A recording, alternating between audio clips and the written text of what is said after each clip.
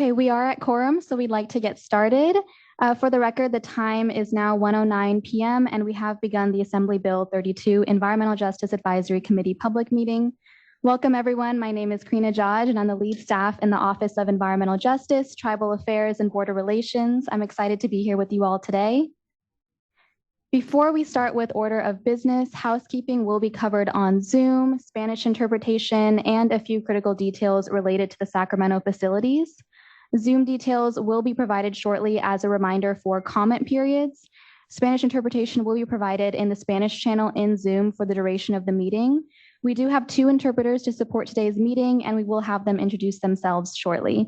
For those in the building, restrooms are outside the door to the left and down the hall by the drinking fountains. In case of an emergency, please exit out the door and to the right down the stairs. So for members of the public participating remotely, you will be able to raise your hand in Zoom to speak during the public comment period. When it's your turn, the host will ask you to unmute, and after you click on the unmute button from your end, you may begin to speak.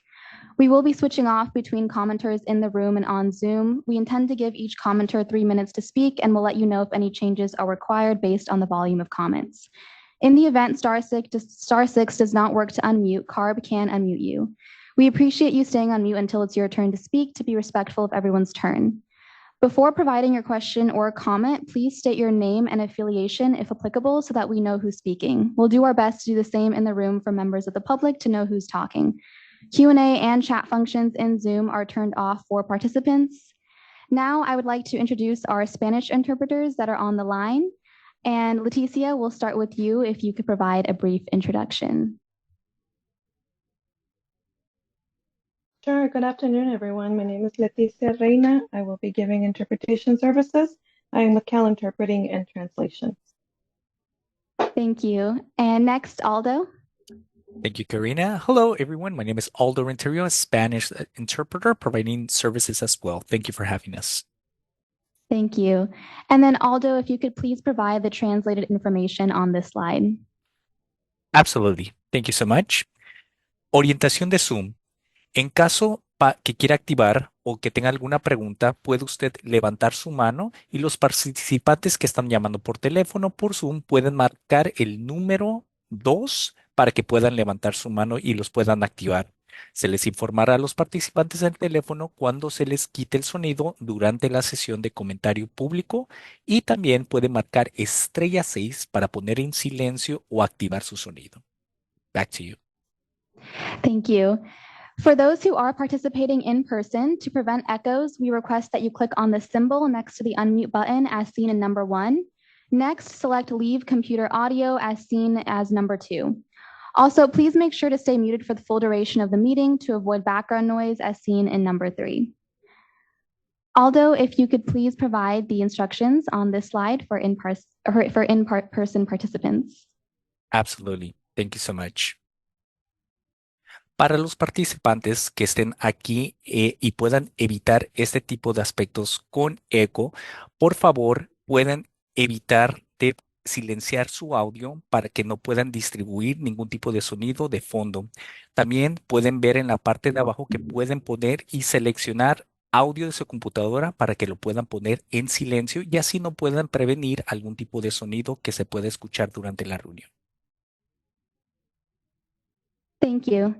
Next, we'll provide instructions in English and Spanish, and then we'll enable interpretation features in Zoom. When the interpretation globe appears at the bottom right corner of Zoom, as seen in number 1, please choose your preferred language as English or Spanish, as seen in number 2. Aldo, could you please provide these instructions in Spanish? Thank you. En estos controles de la reunión también puede hacer clic donde dice interpretación. Esto se puede localizar en la parte de abajo de su computadora o su dispositivo. Puede seleccionar el idioma que desea escuchar y para esta reunión hay 2 opciones en inglés y en español. Thank you. For individuals in the room needing in-person translation services, please raise your hand and a staff person will log you into Zoom. CARB staff will ensure that your headset is on and working prior to speaking. Aldo, could you please provide these instructions in Spanish? Favor de levantar su mano si es que necesita servicios de interpretación. Ahora también el personal de CARB lo podrá atender en cualquier momento. Además, también le proporcionaremos auriculares en la parte de traducción de simultánea. Thank you. If for any reason you require technical Zoom support in today's meeting, please contact Bobby Roosh, who is here in person in Sacramento, by email as provided on this slide. We will do our best to assist you. Today's meeting is being recorded. CARB staff will post to the EJAC meetings and events website in the coming weeks. This is the same website where you can find all materials for today's meeting as provided on this slide. Aldo, could you please provide these instructions in Spanish? Por favor, si tiene un aspecto de apoyo técnico, por favor comuníquese con Bobby Rich por correo electrónico a roberta.rich@arb.c.gov. También un recordatorio, esta reunión se estará grabando y los materiales también estarán disponibles en línea en el enlace que se proporciona en su pantalla. También una grabación estará disponible a través del sitio web anterior aproximadamente 2 semanas después y haremos lo mejor para poderlos apoyarlo en estas circunstancias. Thank you. And with that, I would like to begin the EJAC member roll call. As a reminder, this is the formal record of meeting attendance, and therefore we ask that all EJAC members respond when your name is called. Please state here or present your affiliation, pronouns, and if you are on or off camera. And if off, the reason for doing so consistent with our meeting requirements. For EJAC members who join the meeting later, we will be asking for them to verbally announce their attendance in the same fashion so it's clear to all participants. So to begin, Martha Dina Arguello. Present, she, her pronouns. Could you also please state your affiliation and if you are on or off camera? I am on camera and I am with Physicians for Social Responsibility, Los Angeles. Thank you. Juan Flores. Good afternoon, everyone. Pronouns he, him, with the Center on Race, Poverty, and the Environment. I'm on camera, and just for disclosure, I have my 2 underage children with me. One is 3 years old, the other one is 6 months old. And my mother is in the same house as I am, helping me babysit them. Thank you. Catherine Garupa. Good afternoon, everyone. This is Dr. Catherine Garupa. I use they and she pronouns. I'm with the Central Valley Air Quality Coalition, or CVAC. Joining online today, missing you all there in person. I will periodically be off camera when I need to go do things like grab a drink of water. I have to leave around 3:20 today, so wanted to make that known. And lastly, I got a text message from Kevin Jefferson just a little bit ago saying that he's experiencing a family medical emergency and asked me to let you all know. Thank you. Thank you. Kevin Hamilton. I'm Kevin Hamilton, Senior Policy Director, Central California Asthma Collaborative, he, him, and I will be on camera. I'm eating right now. I'll be on and off for various reasons related to bodily needs. But other than that, I should be on camera here in a little bit for the whole meeting. Thank you. John Harrell Jr.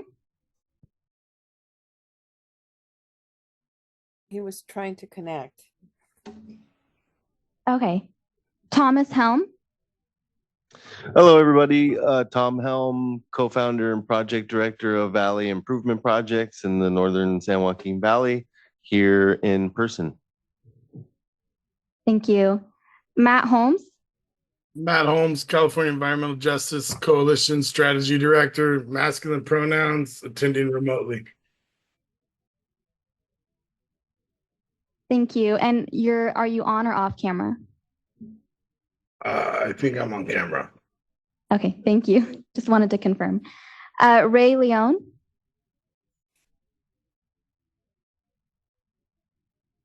Oh, you're muted. All right, nobody reads lips, huh? Ray Leon, buenas tardes. Presente. Deep Institute. Thank you. Thank you. And could you just state if you are on or off camera? I'll be off and on. Okay, thank you. Luis Olmedo. Good afternoon, Luis Olmedo with Comité Cívico. I will be mostly off camera. I've already made a note on the chat as well. Thank you. Present. Okay, thank you. And just as a reminder to let everybody know that you do have to be on camera as stated in our meeting requirements, unless there is a specific important reason for not being on. Thank you. Next, Jill Sherman Warren.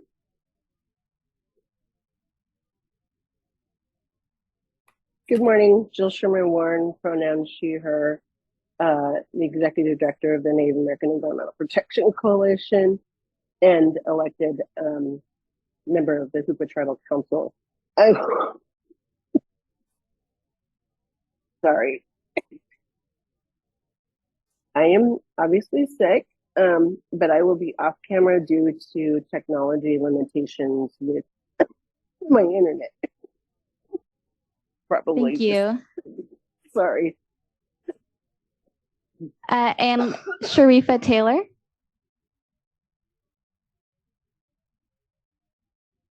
All right, thank you so much. So now I'm going to go ahead and turn it over to our co-chairs to go over today's agenda.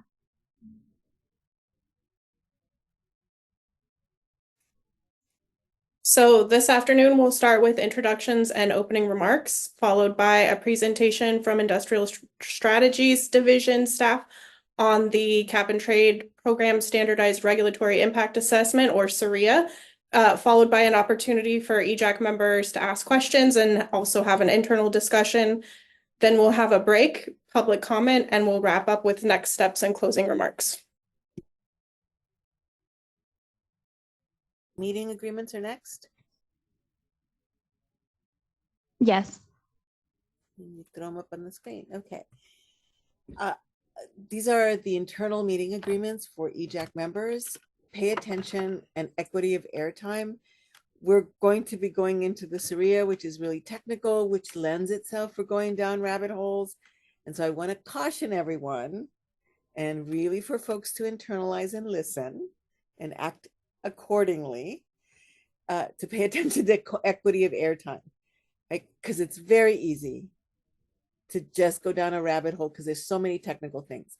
We'll ask you to resist that so that we can get through the conversation and build a stronger collective understanding of the SRIA and the Cap and Trade program so that we can continue to make the recommendations that we need to make. Be present. Be open and flexible in our approaches, be realistic and monitor our ability to get through the full agenda. We seek out synergies. We say yes and, so we build on each other's work. Again, given all of our limitations, we'll try to stay on camera throughout the duration of the meeting. If you do not state that you're going off camera and why, it does impact the quorum. So we'll need, I think Luis is modeling that practice very well by saying why he can't be on camera. And we'll need you to, if you need to go off camera, please state why so that we can, and if you're still there, so that we can keep quorum. As also, if you're leaving the meeting, notify the staff or the co-chairs, be listened and be compassionate and supportive of your other EJAC members, reach and invite for inspiration and intuition, look for ways to move toward action where possible, and respect the agenda and trust the process and share responsibility for success, which means we all share responsibility for watching equity of airtime, because I know this is going to be a very technical conversation about the SRIA, and we all have varying degrees of knowledge of the SRIA and engagement with it. So with that, we can start the meeting.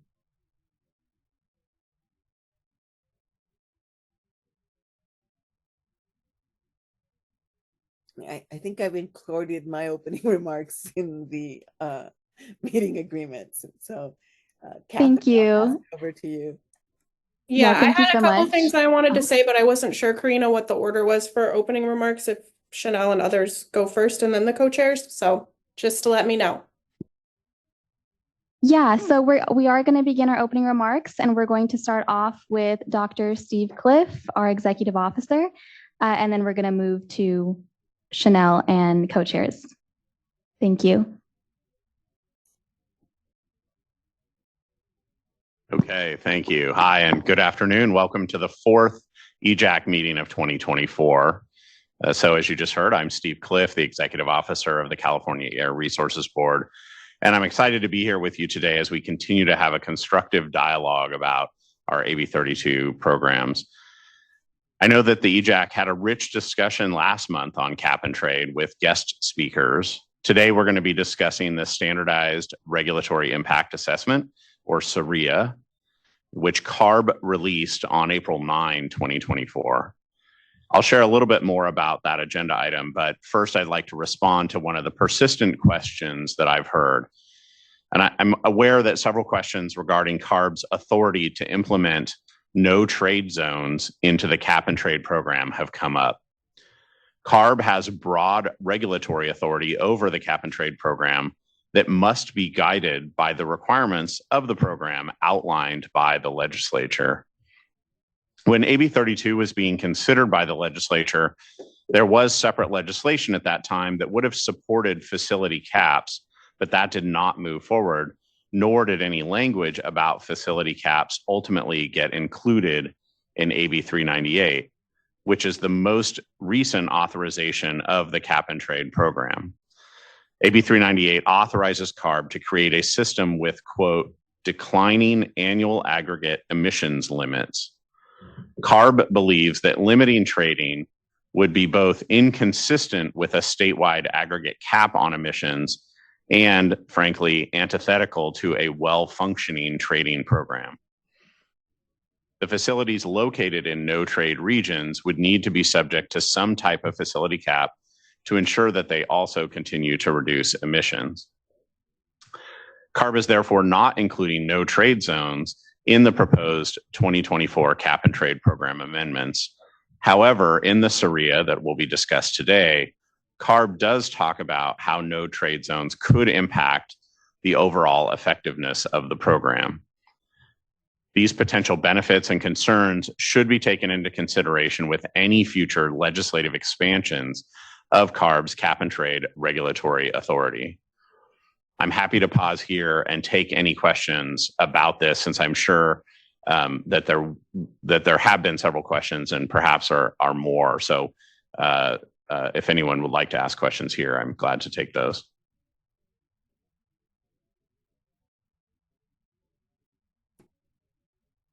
Okay. Well, actually, I do. I'm trying to follow my own advice and watch airtime. So, did you look at both the concept of being not, no trading in, but only trading out, so that you're meeting the cap requirements, but not adding additional burdens through more trading?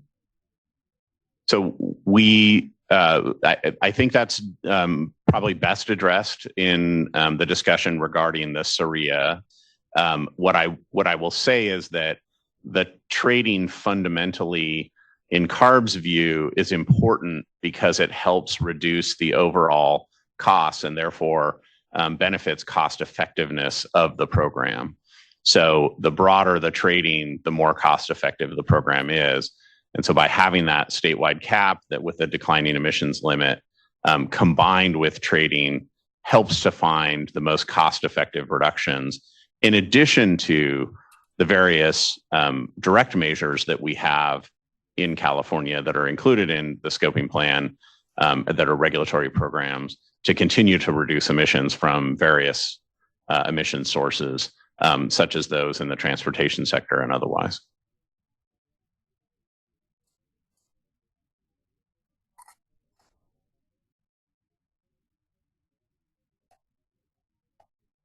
Dr. Catherine, you can go ahead. Yes, thank you. And I appreciate the additional information on this, because this has definitely been a topic of interest for many, many years now and a long ongoing discussion. So just a couple of initial reactions, and then definitely, of course, as a committee and a work group, we'll take additional time to consider and discuss and hopefully be able to continue the dialogue on this, because it is a really important priority. So number one is if we could get the explanation in writing, I think that would be particularly helpful. And number two, I understand the design of cap and trade as a market-based mechanism prioritizes what is most cost-effective, but it's been a long-standing ask from the inception of the program, from the environmental justice community, to do something to ensure that pollution is not being concentrated And instead, what we see using CARB zone pollution mapping tool is that both greenhouse gas emissions and criteria air pollutants are going up in our most impacted communities like South Stockton while the program is being implemented. So while I think I definitely recognize we need to get nitty gritty and go back and forth on wording, the last legislative panel that I testified on, I purposely referred to it as tailored trading because I'm a little bit concerned that we're getting lost in the technicalities of different legal interpretations of language, when fundamentally what we're trying to get at is making sure that we're not shifting the burden to environmental justice communities. So whether it's called tailored trading, whether it's called no trade zones, whether it's called whatever we call it, how do we actually get to that point? And what I continue to hear from CARB is just, we're not going to do it. And I'd really like to move past that at some point and think constructively about how do we actually substantively address these concerns. So those would be my two asks for now. Thank you. Yeah, happy to have that conversation and understand that there has been some confusion about whether CARB is saying we don't have authority to do this, or simply that this is just not what staff is proposing. What I'm trying to make clear here is we're not proposing this because staff's analysis of the program, and we think that which is consistent with the legislation is to include a program that includes trading broadly among all participants that are subject to the cap.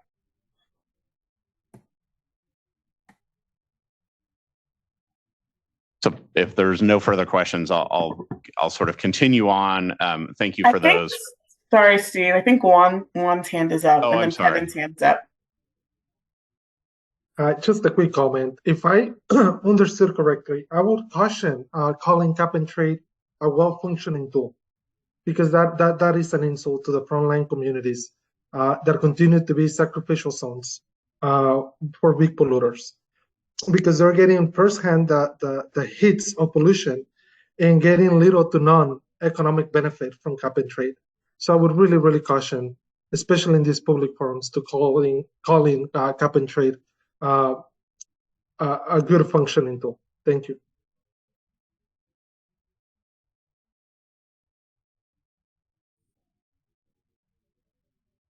Next, Kevin, you can go ahead.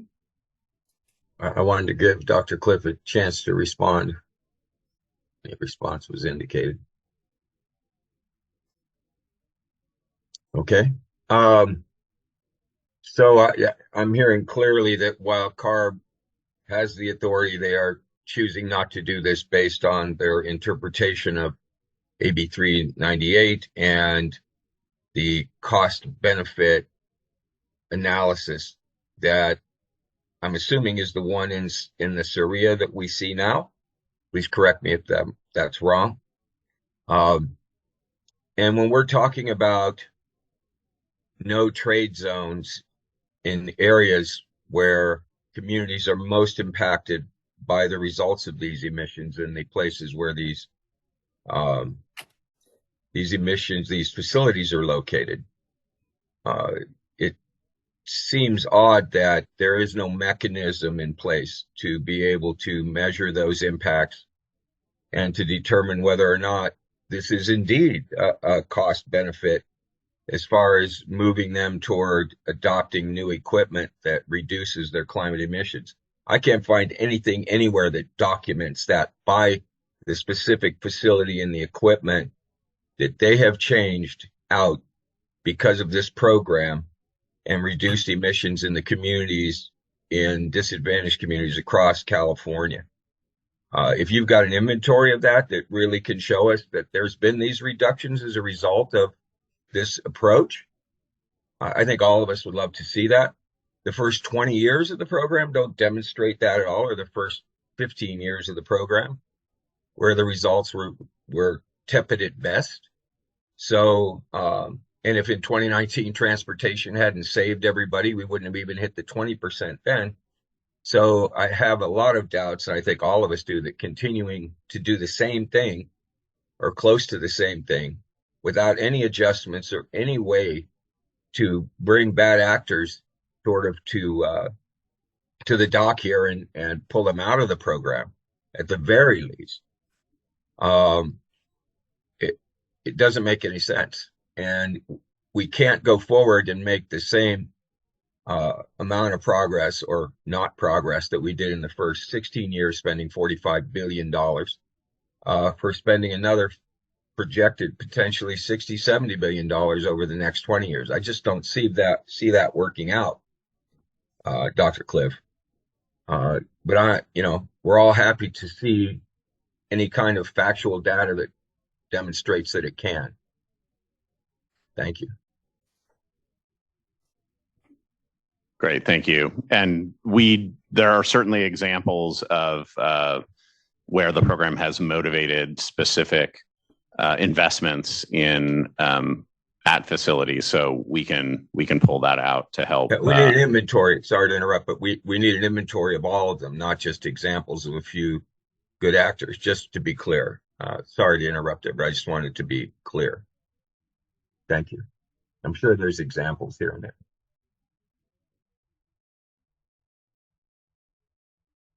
All right, so let's try to get through the opening remarks. As we can see, this is going to be a hotly debated topic. So, Cliff, are you? I'm almost done. Thank you. Okay.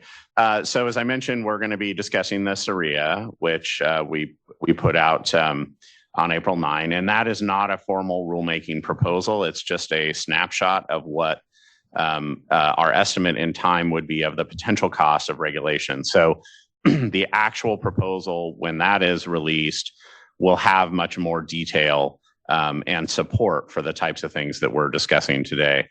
And so that the full economic impacts of the regulation will be part of that full rulemaking proposal. And I know the staff is going to discuss more about the SRIA today, and we really appreciate the opportunity to have more of a dialogue about some of those early results of the program. I want to make sure that everyone knows that the submittal of a SRIA is one of many steps that CARB must take prior to amending the cap and trade regulation. So in terms of next steps, we will release the formal rulemaking proposal for a formal 45-day public comment period as required by the APA, the Administrative Procedure Act, in the next few months.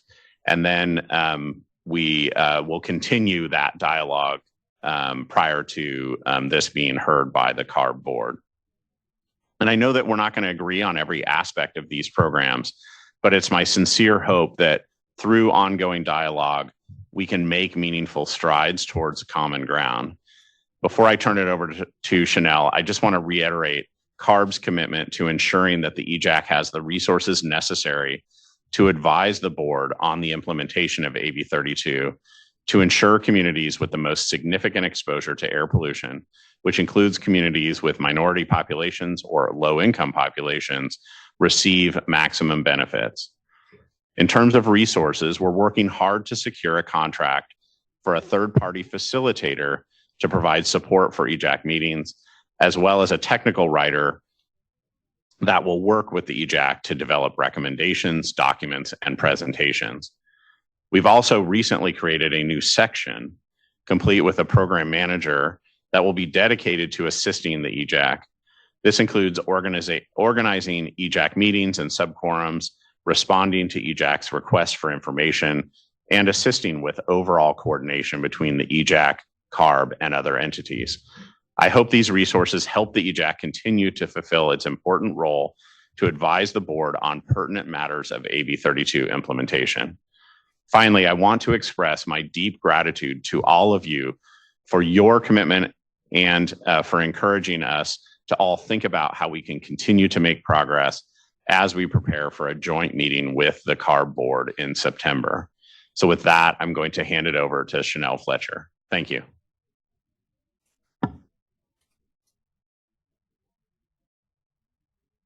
So thank you, Dr. Cliff, for your leadership and for taking the time to be here. I know that we are very grateful for your support during this ongoing EJAC process. I will be quick, as I know we have a very robust and technical conversation ahead of us.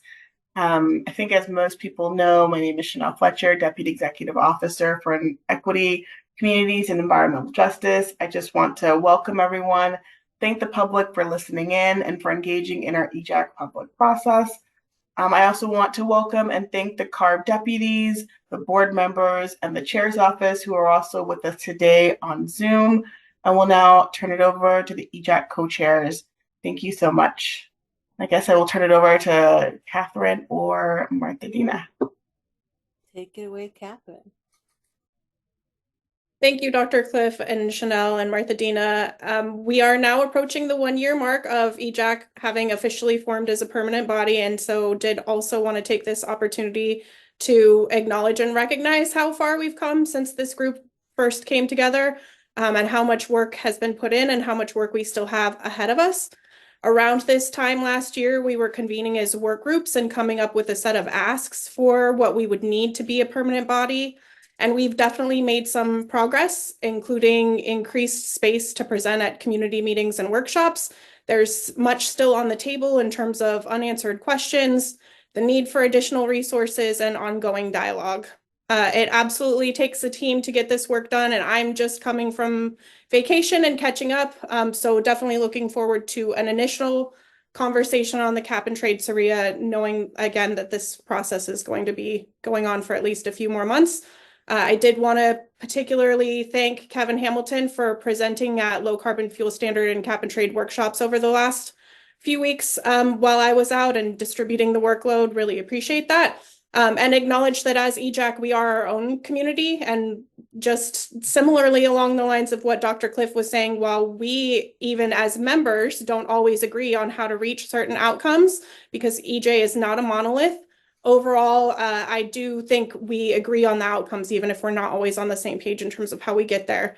We want mandatory emission reductions in environmental justice communities and are committed to ensuring that that happens throughout CARB's programs. I also want to recognize and reflect on the fact that we all are representing many communities across the state of California. And while I appreciate that CARB has created a new division and is going to have more staff to support EJAC, EJAC itself substantively needs support in order to do this ongoing work. And just as one small example, I personally miss the opportunity to go out and learn directly from communities, not only those that I'm able to work with in the San Joaquin Valley, but across the state. We get into number soup, so someone can correct me if I'm wrong, but I believe it's section code 87104 that has created restrictions that hinder our ability to respectfully facilitate tours and offer things like stipends for the community members and the community organizations who have to put in a ton of time to make those kinds of opportunities available. And to be clear, I don't think we could sustain the same frequency that we did as EJAC when we were going through the scoping plan process and every month we were going to a different community and having tours. I think when it's connected with critical issues, like if we want to have more robust discussion about dairy digesters, it would be great to actually go out to a dairy and see a dairy digester and hear from local community members as just one example. So, whether it's once a year or when there are critical issues coming up, I would like to see the overall resource constraints resolved and potentially for that to allow for things like the tours that we used to organize. That being said, obviously, that is also an ongoing discussion, and we look forward to addressing these types of gaps as we work on updating our charter. And I will leave it there so that we can get to the next discussion. Martha Dina, anything you wanted to add before we close? No, I don't, in the spirit of getting through the agenda.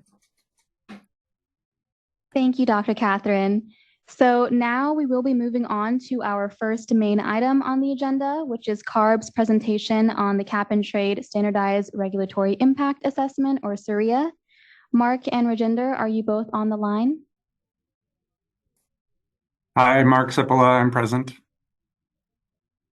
I'm here as well. Great, thank you. So we have pulled up the slides, so please go ahead whenever you are ready. Thank you. Thanks so much, and I'll just ask to advance the slides as I speak. But good afternoon, and thanks for the invitation to join you this afternoon. Again, Mark Cipolla, Chief of the Cap and Trade Program. I'm here to give an overview of Cap and Trade and an update on efforts to amend the program through a formal rulemaking process. I'm going to provide some broad context of the program within California's climate portfolio, touch on some of the benefits of both the existing program and the potential amendments to the program, and also give some information on the Standardized Regulatory Impact Assessment, or the SRIA, which is the preliminary economic assessment that we posted on April 9th. Here, California has recently established two climate targets for 2045 to reduce greenhouse gas emissions to 85% below 1990 levels and to achieve statewide carbon neutrality. The Cap and Trade program is a central component of California's fight against climate change. California's suite of climate policies includes regulations, incentives, and the carbon pricing element of Cap and Trade, all of which work together to ensure a robust approach to reducing greenhouse gas emissions. This slide identifies some key pieces of the portfolio approach that California takes. And because of the drastic reductions in fossil fuel use needed to meet the 2045 targets that we have, there will be dramatic benefits not only to the climate, but also to local air quality and public health. Cap and Trade places a cap and a price on economy-wide greenhouse gas emissions, and it also raises proceeds that fund other GHG emission reductions. There are also programs to address specific sectors, such as by increasing use of zero-emission vehicles and spurring greater deployment of renewable electricity. The state is also in the process of developing strategies for natural and working lands, cement decarbonization, carbon capture and sequestration, and low-carbon hydrogen. And finally, the state seeks to leverage state and federal funds for additional actions. Sources of funds include the Cap and Trade auction proceeds, the State General Fund, the Federal Bipartisan Infrastructure Bill, and the Federal Inflation Reduction Act. Next slide, please. So Cap and Trade is designed to support the transition to a decarbonized economy. The program contains several mechanisms to incentivize clean energy and manufacturing methods while investing in communities and minimizing emissions leakage. These mechanisms include industrial allowance allocation, which incentivizes efficient in-state production, the California Climate Credit, which protects utility ratepayers from program costs passed through in energy bills, and California Climate Investments, which uses proceeds from Cap and Trade auctions to further reduce GHG emissions and benefit priority populations. California has shown over the past decade that GHG emissions can be reduced while our economy grows. Next slide, please. Cap and Trade complements the sector-specific programs by placing an economy-wide cap on statewide greenhouse gas emissions, and that cap decreases each year. The program currently covers over 400 facilities, including industrial facilities, electricity generators, electricity importers, and suppliers of gasoline, diesel, and natural gas. The annual declining caps are set to align with the state's greenhouse gas emission reduction targets, and the program covers about 80% of all emissions in the state. In-state facilities like electricity generators and industrial manufacturers are regulated at the facility level. Imports of electricity are regulated when the electricity enters the state. Transportation fuels like gasoline and diesel are regulated at the supplier level. And natural gas supplied to commercial buildings and home is also regulated at the supplier level. Next slide, please. So CARB creates a number of allowances equal to the cap each year. Each allowance is equal to 1 metric ton of greenhouse gas emissions. Each covered entity has an obligation to acquire and submit to CARB 1 allowance or a limited number of offset credits for each metric ton of GHG emissions in that year. Note that there are no facility-specific caps on GHG emissions, just a statewide cap that applies in aggregate across all facilities and that cannot be exceeded. Next slide. Because the cap declines, fewer allowances are created each year and overall emissions decrease over time. The reduced supply of allowances means more competition for buying them, and combined with an auction floor price that increases each year, this establishes an increasing price signal over time. The increasing price signal encourages lowest cost reductions first, ensuring that California consumers see the lowest costs from the program. Long-term, investing in cleaner technologies is incentivized, as paying for the emissions costs more each year. Next slide. Cap and Trade's the sole source of funding for the California Climate Investments Program, and also has provided 90% of state funding for the AB 617 Community Air Protection Program. California Climate Investments is a statewide initiative that invests proceeds from cap and trade auctions into programs and projects that help reduce greenhouse gas emissions, improve public health, and benefit the environment in California. Through November of 2023, over 76% of the $11 billion that has been spent has been directed to priority populations, including disadvantaged communities, low-income households, and low-income communities. Cumulatively, California climate investment projects that are already funded will reduce over 100 million metric tons of GHG emissions and over 100,000 tons of criteria air pollutants. Next slide.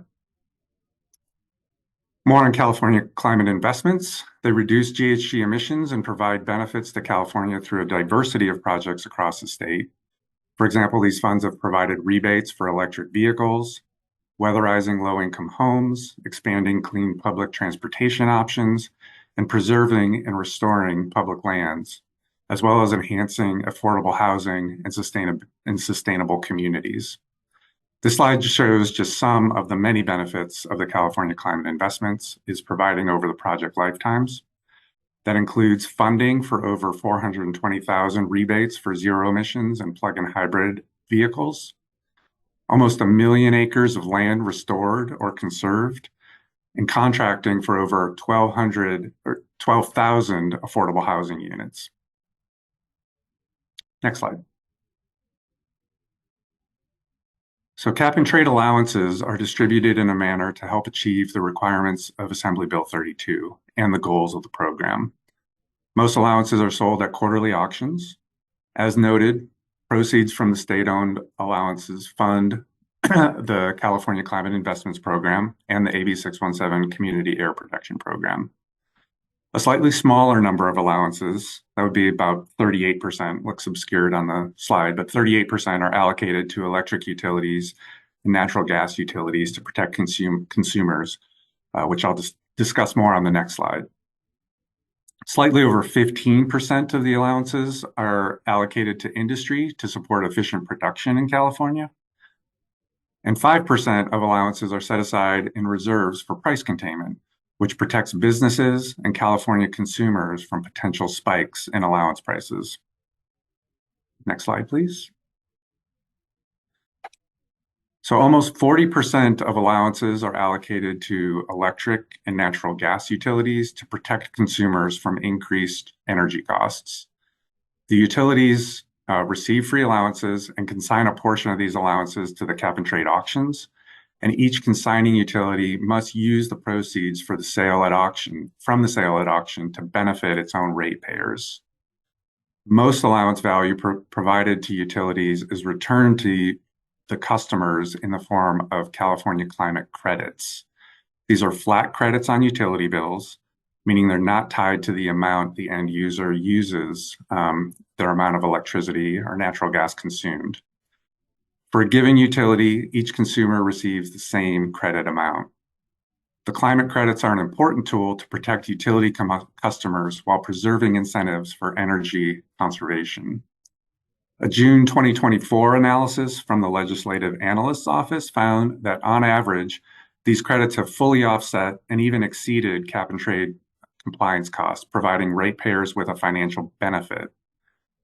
So through 2023, $10.7 billion of allowance value has been provided to utilities and has been directly returned to consumers through these climate credits. Some utility allowance value is also used to reduce customer greenhouse gas emissions, such as through funding incentives to install solar panels on multifamily affordable housing and incentives for high efficiency electric appliance installation. Next slide. As required by AB 32, CARB designed cap and trade to minimize the potential for emissions leakage.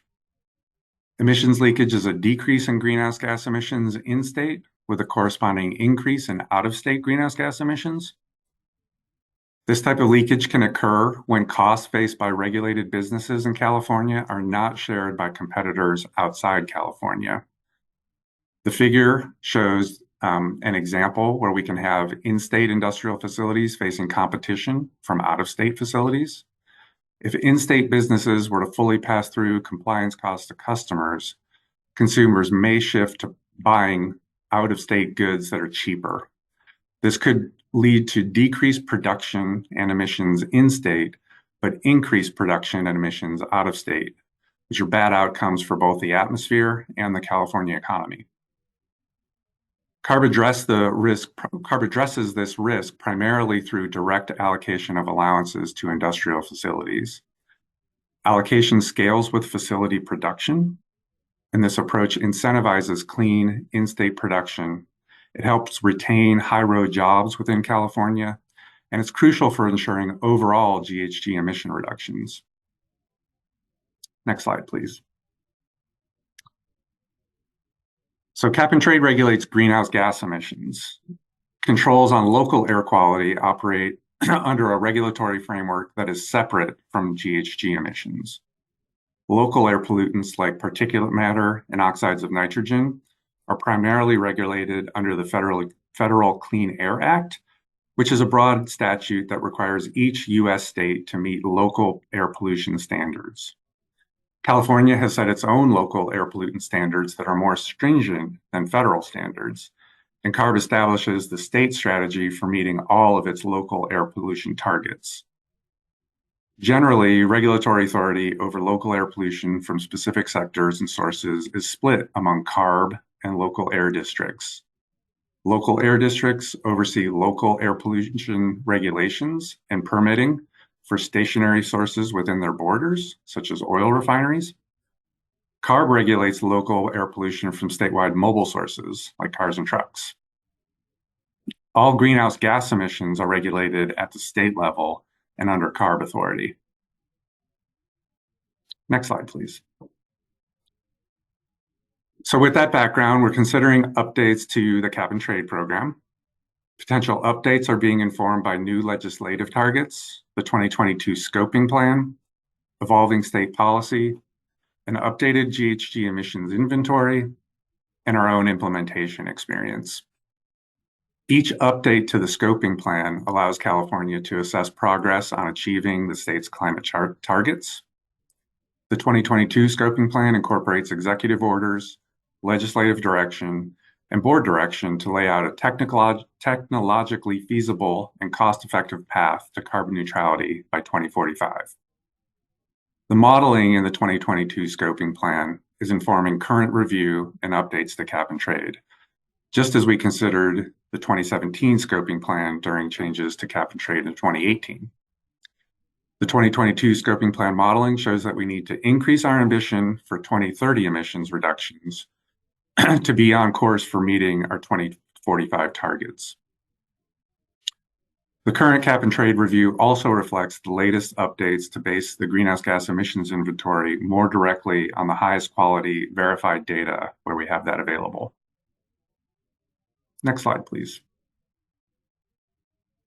So CARB staff's evaluating a range of scenarios for updating the program cap to set the state on path to meeting the 2045 targets. This slide presents the three possible program cap scenarios through 2030 relative to the current cap. The 40% by 2030 scenario is consistent with the existing 2030 target, reducing emissions by 40% from 1990 levels. It evaluates the impact of reflecting recent adjustments to the GHG emissions inventory.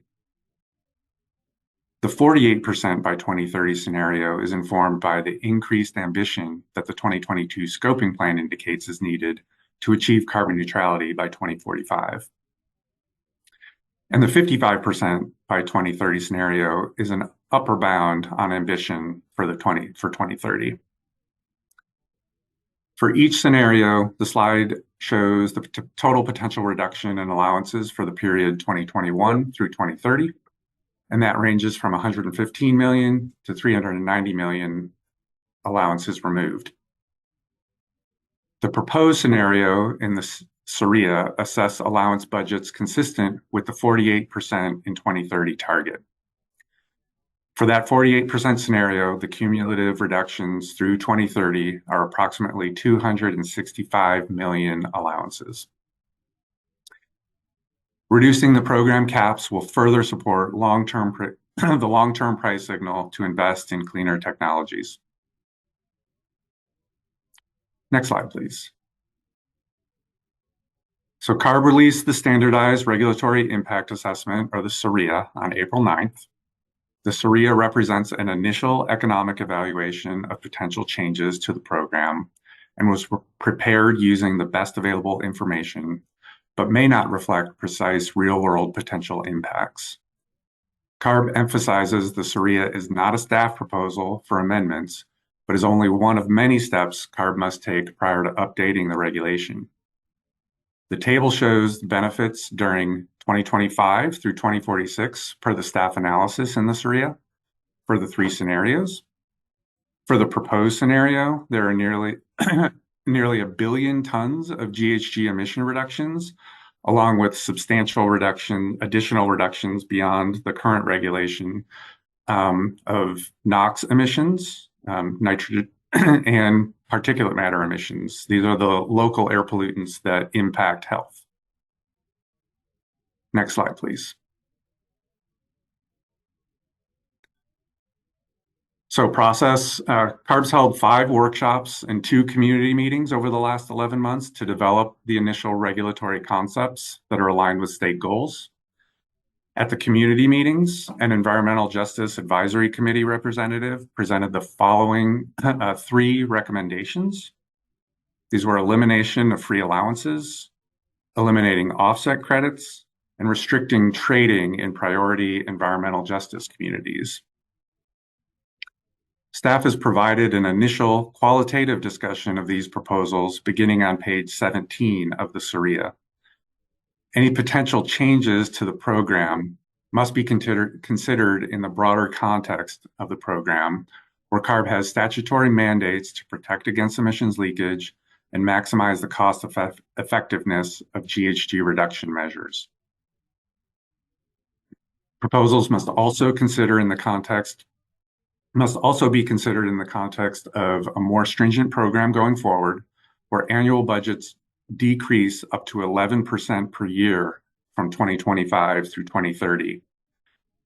And we also must consider cost containment measures such as free utility allowance allocation, which play a crucial role in mitigating the program cost burden on individuals and communities. Next slide.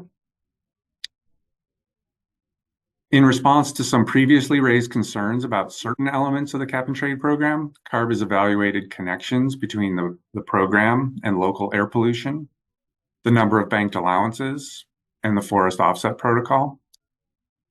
These are data-driven evaluations based on accurate information, and they're available on the cap and trade program website. Links are available in the slides that are available to you. Next slide, please.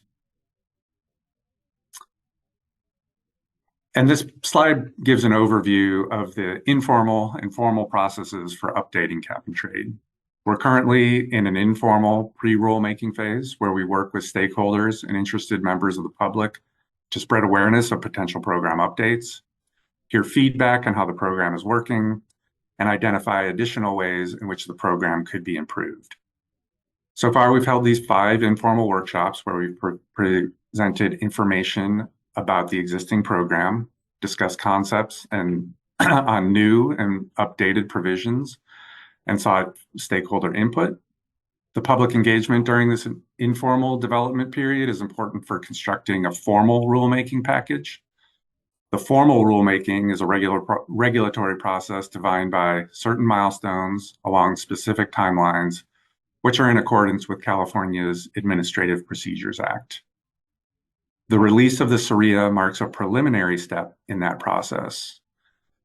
The proposed rulemaking package will be announced by a formal public notice.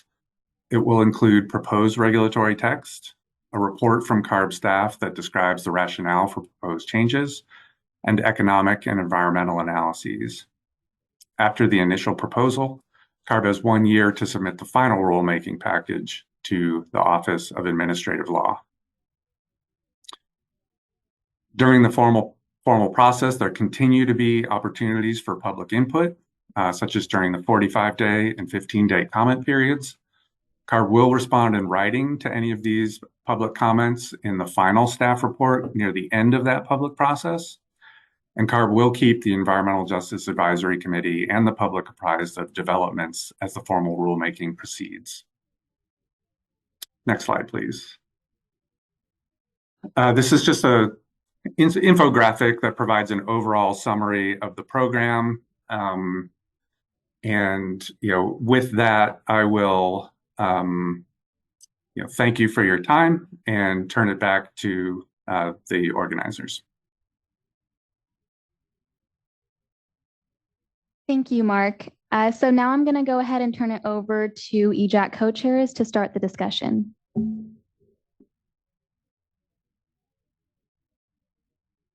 So at this time, I'd ask that EJAC members who have comments or questions, please raise your hand so that you can get in the queue. Because I'm on Zoom, I'm not going to be able to see Tom in the room if he puts his tent card up, if someone can help with that. And also just want to name, depending on how the timing goes, we may wrap up the questions with staff and still have a little bit of time to discuss with ourselves as committee members.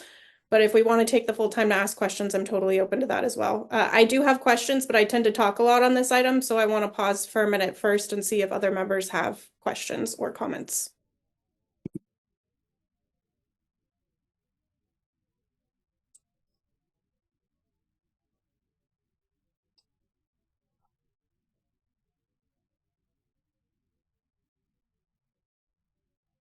Okay.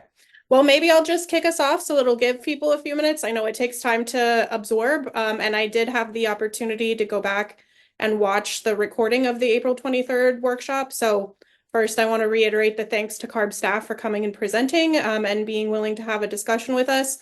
I have to say the April 23rd workshop was very technical and full of all kinds of market-based jargon that made my head hurt to try to keep up with.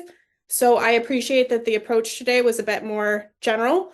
And a bigger picture overview, and particularly touched on things that we've asked about before, like what the timeline is and how we should expect this to proceed. So I appreciate that.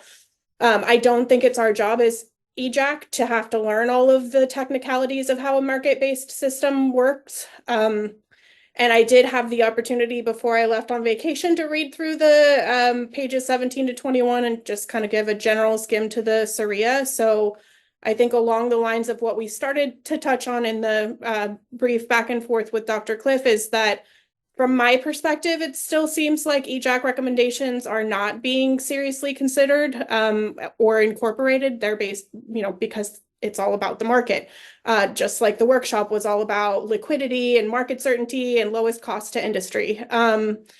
We've also gotten feedback that was reiterated here today that previous comments from EJAC on equity issues was about the program as it was, and that you all need feedback on changes, which to some degree I understand, but what's been released so far is pretty vague and obscure, which then creates a moving target, which is pretty difficult to keep up with. So broadly, I do want to kind of reiterate the ask that I made earlier, which is instead of talking about the things that you all can't do, or thanks for clarifying, Dr. Cliff, and following up, Kevin Hamilton, that you won't do. So you can do no trade zones, but you won't do it. So I would like to hear some discussion about what you all can do, how you were addressing equity issues besides where the money gets spent, because I've heard that before, and I know that that's a large part of the way you all answer.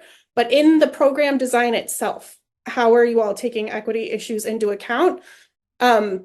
And so that's one question. And then I think a more specific question is on the no trade zones topic.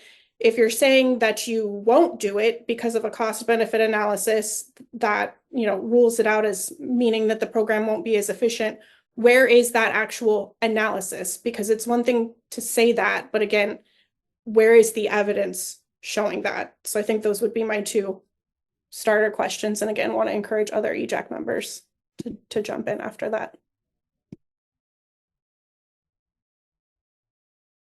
So I can take the second question, which was about the analysis and the no trade zones. In the SRIA itself, because we had the benefit of early discussions and early input from the EJAC at the community workshops, we took the space in the SRIA to actually talk through and walk through each of those 3 items that were requested. And we identified that in order to do no trade zones, you have to actually figure out what to do with the rest of the market versus this market that's in place today, or that might be carved out as a no trade zone. And that no trade zone could be a one-way trading, no trading. It doesn't matter. It could be either one of those. And what we wanted to do is, if we were to actually go down this path, what do we need to answer as the staff to be able to explore that? And so we laid out our initial thoughts of the things and the thought process that we would be going through if we were going to do that, and highlighting some of the questions and some of the evaluations that would need to be completed. So we essentially began that process of evaluating those 3 items that were asked for by the EJAC in the SRIA. Of course, there's more work to be done. This is an early look, like Dr. Cliff said, in terms of where the regulation may go, but we did that early look at all 3 options here in the SRIA. On the piece about the equity, so it's true. A lot of the big stationary sources that are going to emit greenhouse gases that are captured by the cap and trade program also emit harmful local air pollution. That is a fact. That is true. It is also true that I think closer to 60% of those stationary sources are located in disadvantaged communities. That is a fact. That is true. And the more that we do to ratchet down on the cap itself, the more it's going to force those companies to figure out how to become more efficient. And the ways that they become more efficient is to be able to produce with less energy, or they have to actually move to zero emission technologies. And so over time, as they respond to more stringent caps, they will find that they need to invest in those technologies that will reduce those other harmful pollutants. Now, there's nothing in the design of the cap and trade program that in any way, shape, or form obviates or allows increased harmful local pollution beyond what's already in the permits. And the primary control over the harmful local air pollution are those permits. The cap and trade program becoming more stringent is going to help and push on those facilities from a greenhouse gas perspective. But we do see that because the majority of these facilities that are covered by the program are located adjacent to these communities or in the communities, they will see those reductions. In fact, there are papers that have already been looking at emissions trends for these facilities that are available at the link on one of the slides that look at different ways that you can do statistics and other data analysis to see what's been happening in terms of harmful air pollution and GHGs in covered facilities. And because the robustness of the analysis matters, there are statistics that try and remove other factors. For example, when the cap and trade program started in 2012, we were climbing out of a recession. And at that point, emissions were increasing everywhere as we were all climbing out of that recession from 2008, 2010. So emissions did go up. They went up everywhere. They went up in the facilities covered by cap and trade. They went up for GHGs. They went up for harmful local air pollution. Then in 2020, we had a global pandemic, and a lot of things had to pull back and the economy receded in response to that global pandemic. We saw emissions decrease again at that time frame for GHGs and for harmful local air pollutants. And so these exogenous factors that happen, these external factors that happen, do sometimes play into what you see in the trends at these facilities. And we've seen that play out in both ways. Once emissions have gone up, climbing out of recession, and they've come down in response to a pandemic. But some of the other studies that have more robust statistics actually try and tease that external factor out to really focus on what has happened at these facilities during the time that cap and trade has been implemented.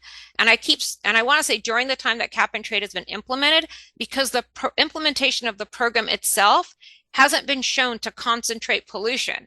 Pollution persists in these communities because that's where these sources have always been located. And we know that that is a problem.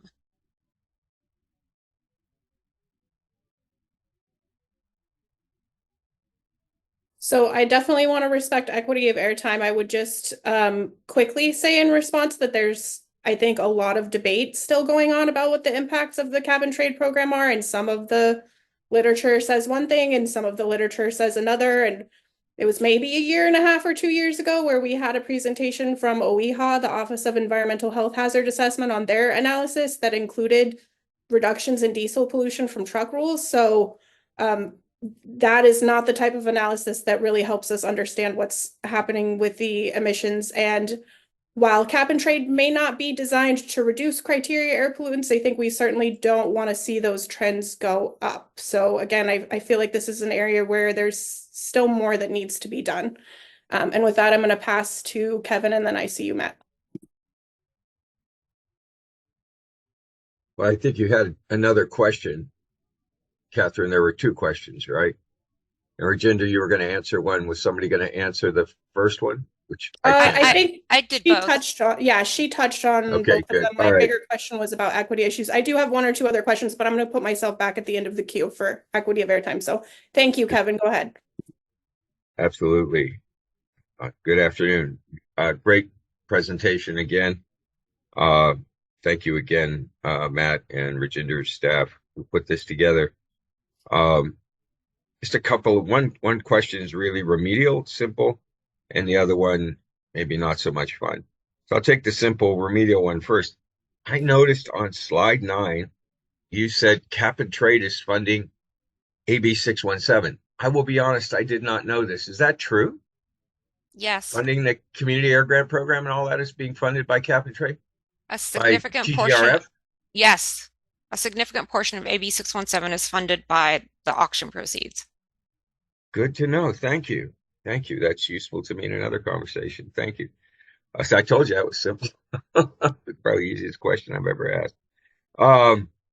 So I keep coming back to this whole idea of we refer back to the fact that a lot of this air pollution, as you mentioned very correctly, already in these communities, these same facilities that are emitting carbon are emitting air pollution. In fact, sometimes the air pollution is also carbon pollution.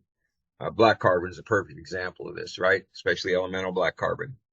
So, so on the air pollution side, we have a defective program essentially where we have air basins here that have not managed to meet their standards from the 90s in some cases after 25 years of regulation. Because the system essentially says if you have enough money to continue to pay for mitigation fees, you almost can continue to pollute sort of eternally. Nobody from that agency is certainly going to shut anybody down. And as long as they make enough money to continue to pay, it continues to happen, sadly. And that's been our experience. And as we ran through the work recently with the emission reduction credit fiasco, as very similar to the way I think about cap and trade credits, by the way. In the cap and trade side, you've got a cap, right? And it was chosen to make it a statewide cap. It was not chosen. This was intentional. There was nothing that requires CARB to continue to have a statewide cap and not get a little more gritty with it and say, I've got a specific cap for the oil and gas industry. I've got a specific cap for the refrigeration industry, and on ad nauseum. So for some reason, we've chosen not to do that. And so that kind of pulls the teeth on being able to compare industries with each other really well and say, these guys are really driving down their emissions and these are not, or at least that's what it appears from the outside. But then the other part for me is, so let's say they don't play. They don't play. They tell you know what? Not taking your credits. What are you going to do about it? I got a business that's here. We're working. I pay my permits, pay all my fees to the air district, buy my mitigation credits. I'm here making whatever I'm making. What are you going to do about it? So what are we going to do about it? What can we do about them? Again, maybe a remedial question. So I think it's worth talking about the suite of tools that we have for local air pollution. And certainly here today, we're talking about the cap and trade program, which clearly is targeted toward GHGs, and we have authority under state statute to control greenhouse gases from both stationary sources and from mobile sources. There's a 40, 50-year history at CARB that has been focused on air pollution, and there are the state implementation plans, which are exclusively focused on what are the ways in which we reduce harmful air pollution. And that is done jointly between CARB and the local air districts. It's the stationary sources that are under the air district authority, and it's the mobile sources that are under CARB's authority. Excuse me, but I'm not sure why you're going down this rat hole. Because I think it's important, Kevin, because I really think it's important, because you said, what are we doing? Well, I want to talk about the tools that we have today and the authority that we have today, because that then lends the context and the landscape in what we can do. What can CARB do? What can locals do? What should locals be doing? Like, so it is important from that context. So we have, and when AB 398 was signed, AB 617 was signed with it. We have that division of authority. Yeah, they have that division of authority on stationary and mobile sources. AB 617 recognized that more needed to be done on the stationary sources. It also recognized that CARB, the state, has limited authority over those harmful local air pollutants, and made a framework in which CARB under AB 617 with communities and with the local air districts could find out more detailed and refined ways to look at exposure and sources in those communities and what actions could be taken to reduce that exposure. So that is a new tool where CARB got a seat at the table in a more meaningful way to look at harmful air pollution from stationary sources. Have we been able to close that disparity between harmful air pollution that happens in communities that are DACs versus non-DACs? No. Has it improved? The data will show it has improved. Does it need to improve faster? Absolutely, it needs to improve faster. What I think we struggle with, and this comes up every time cap and trade comes up with, should cap and trade, a tool that's primarily designed under our authority on GHGs, be used to get at the local air pollution? And sure, you could say that you want to redesign the program to think about getting at that local air pollution. But we also know more stringency on GHGs will get at harmful local air pollution, because at some point you have to stop combustion of fuels. You have to electrify. But your only tool is this cap and this program that provides these credits and doesn't really have any enforcement capability on the other side of it. And regardless, we're not here to talk about air districts and what they've been doing in CARB's authority, which is basically over mobile sources, and to approve SIPs or disapprove SIPs, which have again demonstrated that they have not met the standards of the Clean Air Act time and time again, at least in two of the largest air districts in the country. We're again still struggling to make health standards from the turn of the century, let alone two or three that have come along since then in several different air pollution sources, whether it's PM 2.5 annual or 24-hour or ozone. So 8 hour. So, that hasn't worked. I mean, there have been a lot of good faith efforts on the part of the CARB, of the agency. I don't disregard any of that. But as far as it flexing its muscles, and the same with air districts, it has to get a little tougher than that. People have to see that there are consequences.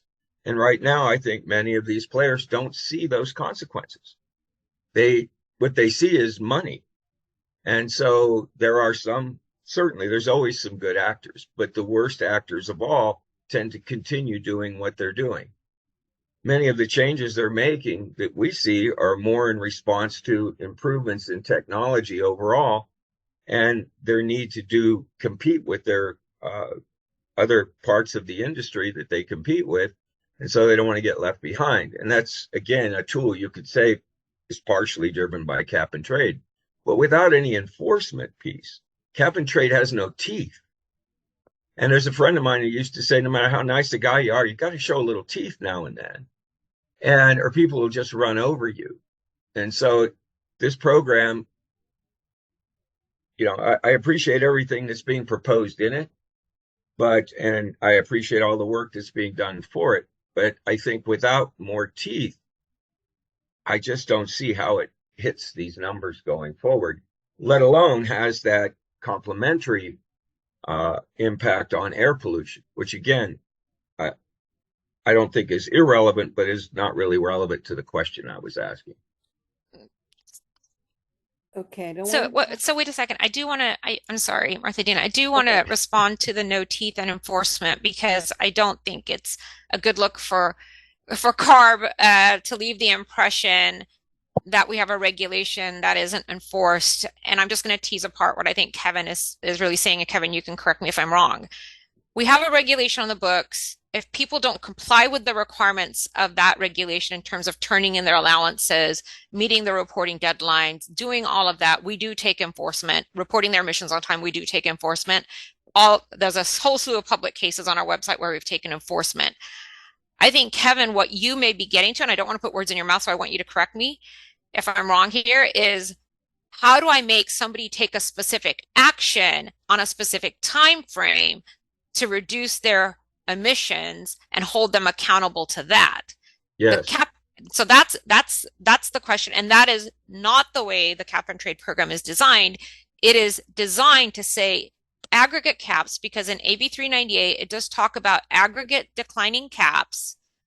Aggregate caps come down over time, and as you make those caps more stringent, people have to reduce emissions, because you're not going to be able to find those allowances to comply and meet those compliance requirements in the program itself. And so the more stringent the program gets, the less ability there is for total emissions in the state. And that means that there's reductions going on for GHGs and reductions for harmful air pollution. But the program does not say facility A must do XYZ by this date, and we need to see this amount of reduction in emissions. I got a note from Martha Dina, so I've got to shut up now. Okay. I'm trying to make sure everybody gets to ask a question, but this debate about whether we're getting to emissions reductions is really important, and what's happening with air pollution locally. So I now can't remember whose hand was up first, Matt or Luis. So I'm gonna. They're in order. It's Matt and then Luis. Okay. Mine will be really quick. I just had a request about the studies demonstrating reductions in air pollution. Kind of want to help be more literate about that. So hoping we can get those citations shared so that we can distribute them among EJAC. Do you follow what I'm asking for there, Rajinder? Absolutely happy to make sure we get Chanel and the team all of those, so you have all of them at your disposal. Again, I will flag that there's different ways to look at stats and how to control for external factors, which I think is important. Yeah, no, we'll convene the actual authors. And then I had a definitions question about the 76 implemented but benefiting priority populations. Is that determined by like expenditures within a geography? So this is the GGRF. There's two controlling statutes, right? One is direct investment in disadvantaged communities, and then I think there's a 25 or 35% additional amount that has to be invested to benefit disadvantaged communities. And I think collectively over the GGRF expenditures for the non-continuous funding requirements, it's about 70% that meets those statutes right now. Okay, yeah, that's just trying to make sure I'm taking the correct information home to the people I work with. And then my final question is just about I guess it's sort of a strategy question about the cap and trade allowance distribution. Like, I understand how consumers are protected with a utility ratepayer refund. Have there been discussions about protecting gasoline purchasers for people that are unable to electrify? I know that's sort of complicated, but we've managed to distribute money to Californians in need, and we're about to put a lot of Californians in need by leaving them behind in electrification. Is there something keeping us from distributing rebates directly to 40% and lower incomes with regards to gasoline purchasing over this period? So that is a great question, because when we create those permits, those allowances each year, they have value, and you can see how that value is distributed and how some of it is kept by the state to go to auction. That was the design of the program, the way CARB did it through its rulemaking process. There's no statute on how much has to go into those pools. And so we say where the value goes for meeting some of the requirements, like minimizing leakage, protecting ratepayers. If you believe that there should be some kind of way to take value and protect other groups that are not in the pie right now, that is a conversation that we can have. Awesome. Thank you. Yeah, and I put it high at 40 because middle class hates it when poor people get anything. And so I want to make sure some of those people hovering around middle income are included. Otherwise, they'll kill it. Yeah, I think so. This is something that's worth thinking about too, Matt.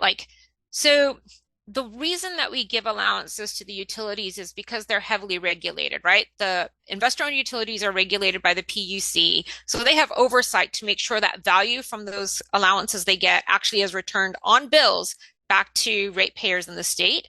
And it's done in a way that's the same amount. So it's not like if I use more electricity, I get more of a rebate. I get the same rebate as anybody that uses 1/10 the electricity as me. So that had to be done in a very specific, intentional way.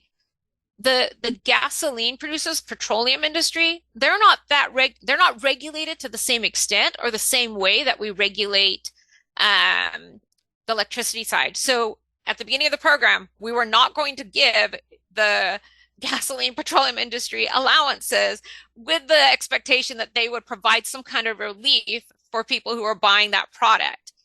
But are there other ways to think about protecting low-income households where they are using gasoline? Yes, we could have conversations. There's probably some thought that's already been done there on how do you do that. Yeah, I would argue that we're regulated as consumers of it, right? We all can only afford houses in the Central Valley, and we have to drive to the Bay Area to serve the first world. And we never really had a choice about that. So Luis, and then I have my hand up, but if anybody else that hasn't gone yet has comments or questions, I'm happy to step back and let you go first. Go ahead, Luis. Yeah, thank you. Hello, Reginder. I have a couple of comments, and being a recent developer of green energy projects, I've realized that California really has put its hopes and dreams on large investments.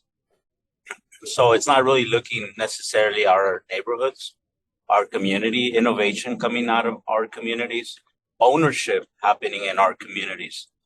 And I've been really disappointed to see how I've even received comments like, well, we never thought of you meaning you community, being a developer, innovator.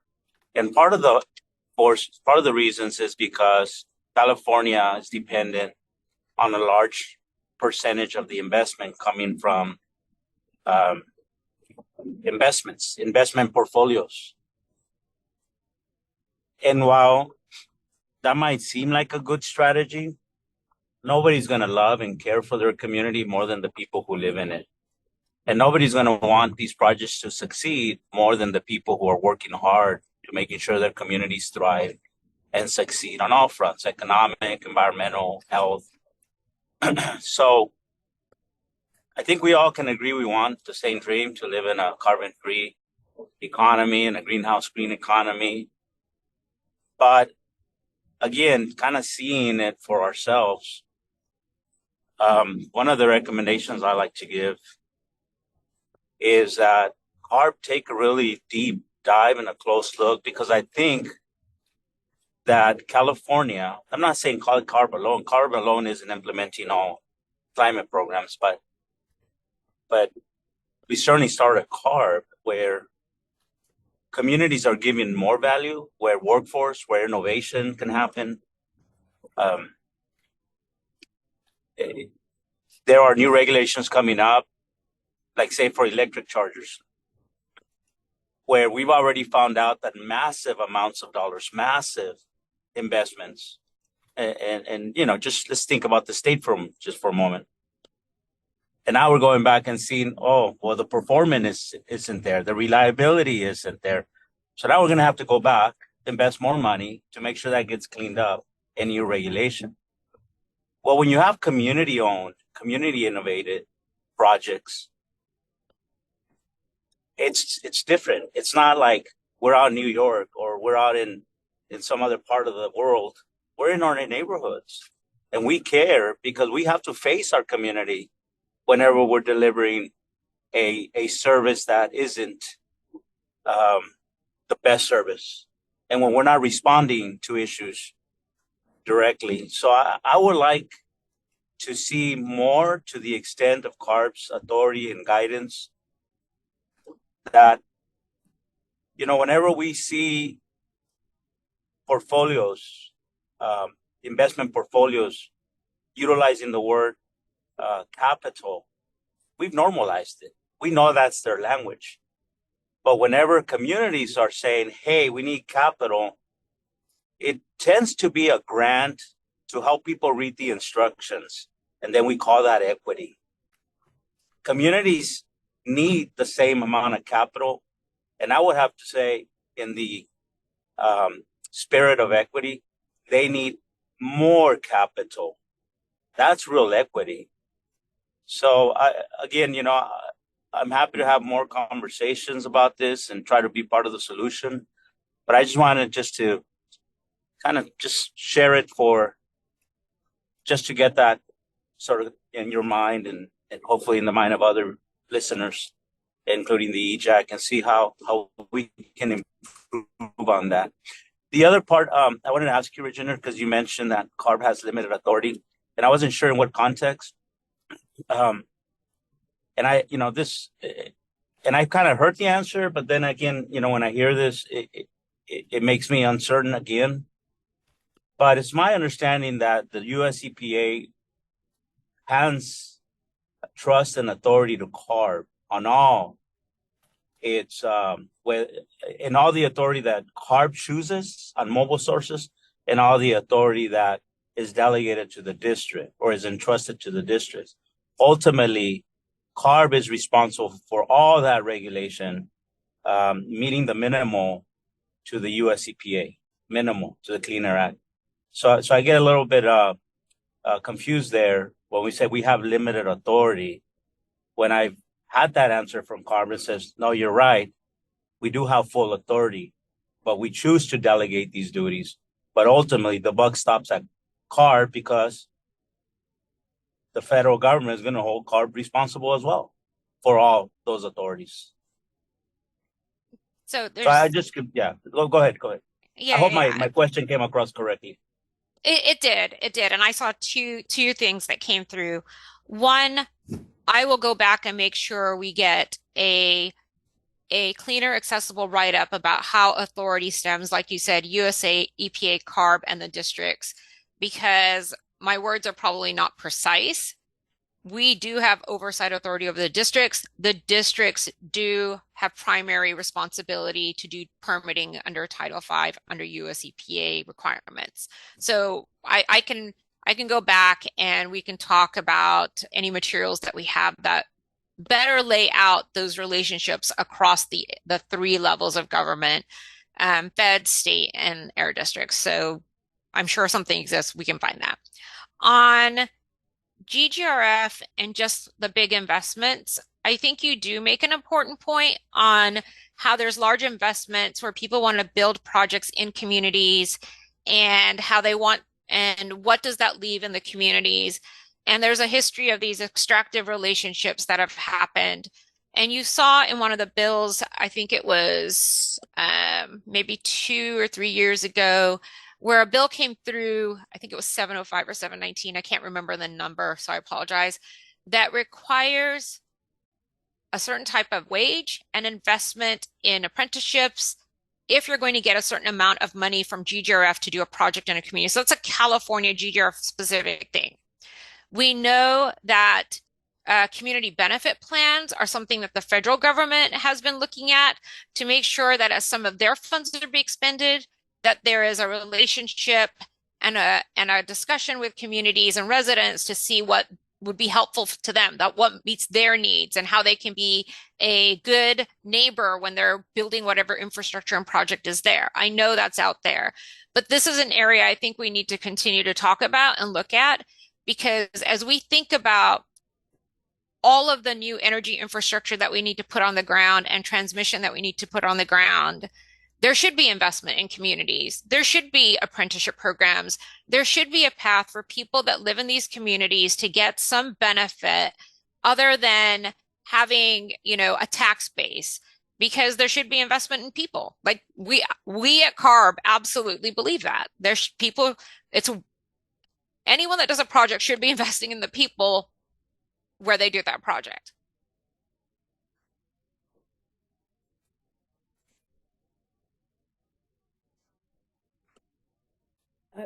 Go for it, Catherine. I think you're up.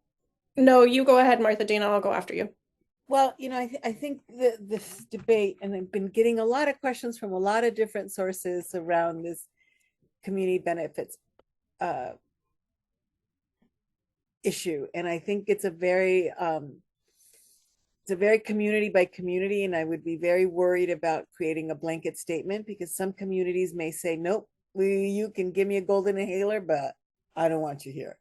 Right. And I think communities have a right to decide what goes into their communities, because it's easy to put in those community benefits as a cost of doing business, and then they continue to pollute. When the vision of many communities to move is to start doing things that are benign by design, and that nobody's a sacrifice zone, nobody's sacrificed, and that we should be pushing upstream. And to the engineers and others who get to decide on technology, one of your design challenges is make it benign by design. How do you minimize the impacts all along its production? And that isn't the kind of system that we have now. And so I'll stop, because I can go down a long rabbit hole about that, and give it back to Catherine. And I did put in the chat, sorry, Catherine, I did put in the chat that when we initially looked at some of the data from the adaptive management program, the debate was, oh, did air pollution go up here because of the trade? Well, then let's not put it, or not because of the trading. And we thought we wanted to always be able to catch those increases in air pollution, no matter where and how they're happening, so we can quickly adapt. And so without actually looking at that data, it's hard to judge. And then from what I understand, and 617 was a deal that was cut, I still don't know what are the actual emissions reductions and protections that have been afforded by all the in those 617 communities, particularly the ones that actually already have a few years of implementation. And I don't know that we have that data, and we also don't have baseline to be able to evaluate those programs. So they continue to be a promise, and they continue to be an approach to environmental justice that says if we give you money, then it's okay, right? And while we have benefited from that program, we continue to be concerned that there is not a lot out there for us to be able to evaluate where are the reductions. Is it really doing, reducing emissions in a significant way and driving health improvements? Thank you. And I'll pass it on to Catherine. So before you begin, I want to make sure that I see the chat, and I see some language there about the adaptive management plan, and I want to make sure I get to that. So you're right. The adaptive management plan was to look at GHGs and to be able to look at criteria pollution at sources and see what the trends were in those sources. So you can go into the mapping tool that was created in response to AB 197 that's on the website, and you can look at those trends.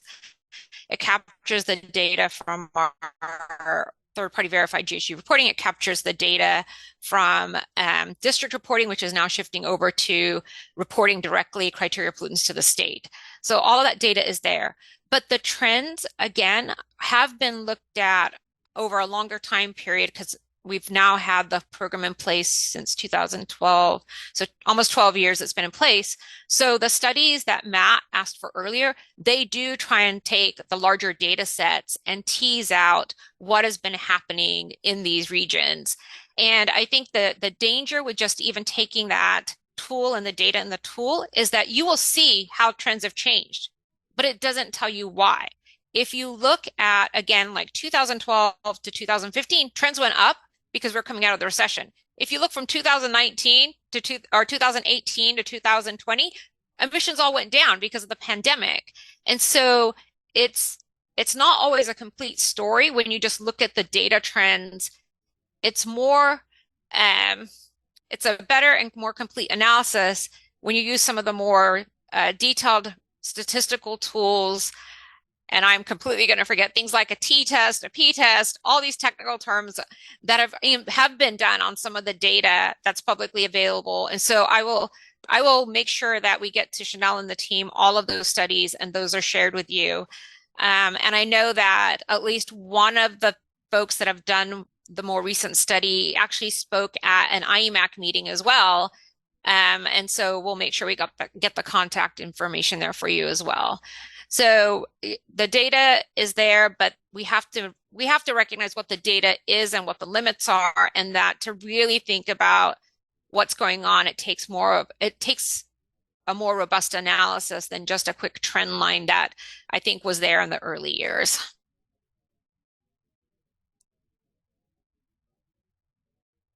Catherine? Yeah, always a lot to discuss and a lot of details and a lot of things I think we could spend a lot of time going back and forth on. So I appreciate the opportunity for dialogue. I also want to signal that we do need to wrap this item in the next little window so that we can get to internal discussions. So would consider this a last call for anybody who wants to raise a hand and make a comment or a question, especially if you haven't yet. I also just did want to clarify, because it seemed to be suggested earlier that what EJAC was asking for is for us to retool cap and trade to get at local air pollution. And I'll just say, at least from my perspective personally, I understand what the purpose of the cap and trade program is, and would consider the baseline being that we're not making those emissions worse. Not that somehow cap and trade is going to solve our air pollution problems, but that at a minimum, it shouldn't worsen them. And of course, as you were just mentioning, Rajendra, there's a ton of different data, a ton of different research. That is quite a bit of a rabbit hole. I don't know in the next few months if this rulemaking is going to conclude that we as EJAC somehow are going to resolve the debate among academics about how to best do the analysis. But I think we as EJAC members can also speak to our experience in our communities. And we have looked at CARB zone data on trends in AB 617 communities and have seen increase steadily over time. I have a couple of clarifying questions and then one more meaty question, but I see in the meantime, Chanel, you raised your hand. So I don't know if you want to speak on something now, because I'm going to ask questions that go in a bit of a different direction. I just wanted to speak really quickly, and I think Marcelina, you had brought up 617 and the emission reductions and the just kind of some of the concerns there. I think one of the things that I did want to flag is that I know that we have detailed expenditure reports that are documenting the emission reductions coming from 617. We also have, I think, our annual progress reports that also talk about our emission reductions. So I guess my question was just going to be, I don't know if this is a conversation that the EJAC wants to have where we kind of go through all of that information and kind of show out, like, here are the reductions that we are seeing from the program. But I just didn't want to leave that out there and not responded to. And I wasn't sure, I think if there was a question around the CCI benefits or not. That's another place where we also have, I think, some of the reports that we do on that front. So that was really a question. We don't have to answer it right now. I'm happy to circle with the co-chairs or however we want to decide that.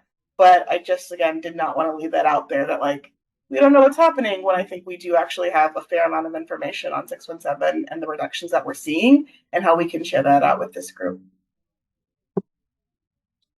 And I'm just going to say, Catherine, absolutely agree with you. No program should be making air quality worse in communities where they've already suffered from disparate air impacts. Thanks, Virginder. And thanks, Chanel. I'll take your request as something that we can bring back in the interest of time to the carbon markets work group and welcome feedback online and then get back to you so that we can keep going with this item. And just also wanted to broadly state, I mean, I think when I say things like our priority is mandatory emissions reductions, again, I mean that broadly, like that's where we should focus first. Not that we always expect that cap and trade alone is going to do that, but that we need to be doing those things first. And as we continue to rely on this program, we need to, again, take a critical look at how it is or isn't functioning. So I think I'm going to go ahead with two of my quick clarifying questions, and then I'll go to you, Luis, and then maybe do the complicated one, just depending on time, or otherwise might bring that back. But definitely don't want to speak on your behalf, Jill, but recognizing that you're sick. At the April 23rd workshop, I did actually hear staff respond to a question you had raised at a previous EJAC meeting about your tribe specifically becoming landowners over land that is enrolled in the program and wanting to understand what the process would be to unenroll. So I wanted to see if we could take an opportunity here to also get the answer to that question on the record so we can close the loop on that. I believe on that one, Chanel followed up and connected Jill with Matt, who is not on the call today, and they're going to have some follow-up conversations on the details of how that process works. Yeah, I think for the co-chairs, apologies that I didn't CC y'all on that, but I'm happy to forward along. I think there's a meeting that's being set up, so I don't know, Catherine or Martina, Yes. be a part of that.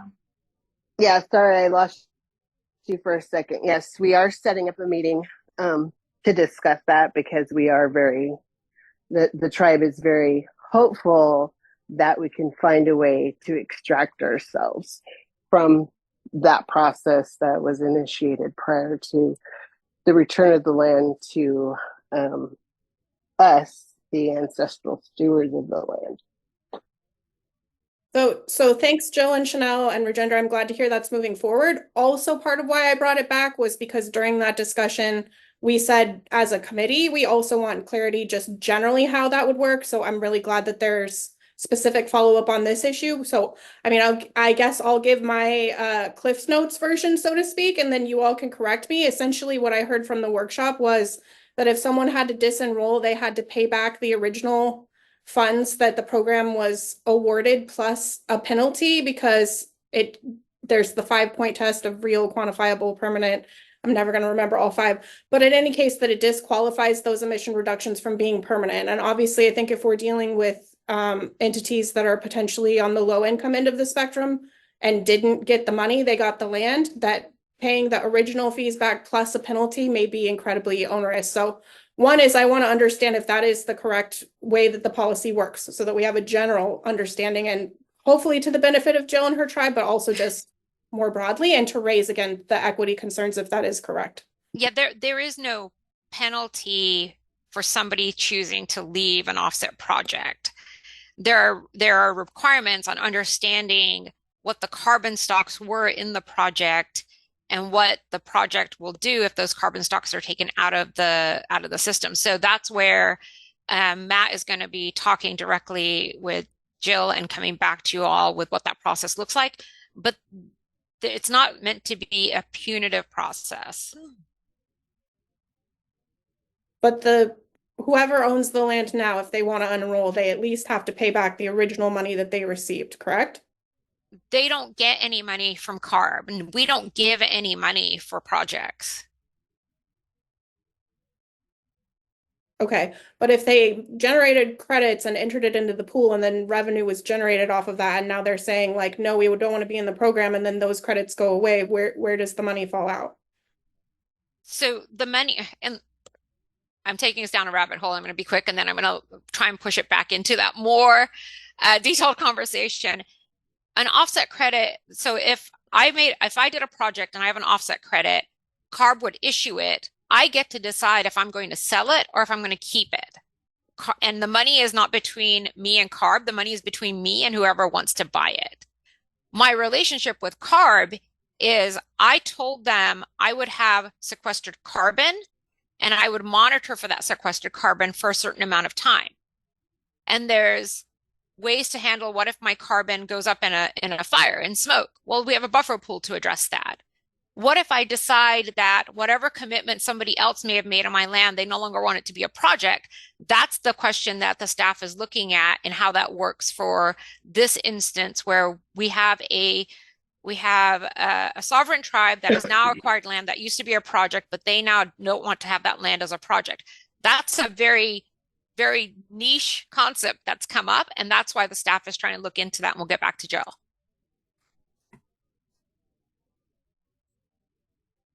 Got it. And I see you're off of mute, Jill. Was there anything you wanted to add before I ask my other quick question? No, I just thought there might be something, but no. Okay. So long story short, it seems like it's more complicated than my understanding was from what staff said at the workshop. And along the lines of what you just mentioned, Rajinder, in terms of the buffer pool, some people may have seen, and I'll drop a link in the chat, that Food and Water Watch recently released a report called Up in Smoke, showing that a lot of the forests that are currently in the buffer pool that are meant to provide that buffer so that if there's any, I'm not going to try to explain the buffer pool, but in any case, if it burns, obviously it'll put it at risk. So I don't know if you've seen that, Rajinder, and if you can give a little bit of feedback about the buffer pool. Yeah, I'm happy to do this. So because if you do a forest project, it's about sequestering the carbon, you can have wildfire, especially with the new climate impacts that are accelerating. You can have pest and disease that then decimates that carbon and those sequestered trees. Every project looks at different factors of risk of whether it's at risk of any of these issues and any protections in place like a conservation easement. When they get their credits, a certain percentage of that credit is put into a shared buffer pool. So every forest project contributes some amount to a shared buffer pool. What the Food Water Watch analysis may be misunderstood is that buffer pool, and it's tens of millions of credits, that buffer pool is significant. And I'll drop into chat the graph that it looks like that has it. What they said was only a small portion of that buffer pool could be used for wildfires. And I think they may have misunderstood that no, it's not a small portion of that buffer pool that can be used for wildfires. The entire buffer pool that is held at CARB can be used for wildfires. And we have used very little of it because it's so large for the instances of wildfires that we've seen to date. But because wildfires are accelerating, we do have a contract with researchers to assess if the contribution to the buffer pool should be even larger because wildfires are happening at a greater pace and they're larger and more intense than originally anticipated. And so, yeah, we did look at that. We saw that there was a misunderstanding of how they thought the buffer pool worked, which is not the way the buffer pool works, but yeah. All right, thank you for clarifying on that. And I did drop the link in the chat for people that are interested in checking that out. And again, I'm sure we could spend an hour discussing each of these points, but moving along to wrapping it up, go ahead, Luis. And then I have one more thing. Yeah, thank you. So, Rajinder, well, I guess this is, I just wanted to support a couple comments I heard right now. And it's my understanding, and as an Environmental Justice Advisory Committee, we understand and we agree to the environmental justice principles, which is a set of principles that were brought together that, both self-determination, shall do no harm, and so just a couple of things I heard today. So I assume that our role here is to assure that those principles are part of everything that we're talking about here. Otherwise, why are we called the Environmental Justice Advisory Committee? And I assume that CARB or anyone else who comes to talk with us understands that that's the goal, that we want to make sure environmental justice is part of everything we do here and everything we advise here. It is also assumed that environmental justice doesn't always understand economics, but it's quite the contrary. Economics a lot of times does a lot of number crunching, but they don't see sort of the journey of what happens with those numbers. Well, for a long time, I've heard a lot of elders in the movement, environmental justice. Every time we play the numbers game, we always lose. I've heard them over many decades every time they say that. And it's true. We understand economics very well. And I think we're a lot of times misunderstood because when we calculate, we go further. And we already determine where the harm is going to be based on historical, based on current. We know where that harm is going to be. And that's why we uplift that. Because maybe we're better economists. Maybe we're better calculators. Because we see the bigger picture. We see the journey from beginning to end. And that's what we try to prevent. It is becoming a norm, again, within those environmental justice principles to talk about community benefits. And yes, self-determination, right? It's becoming a norm.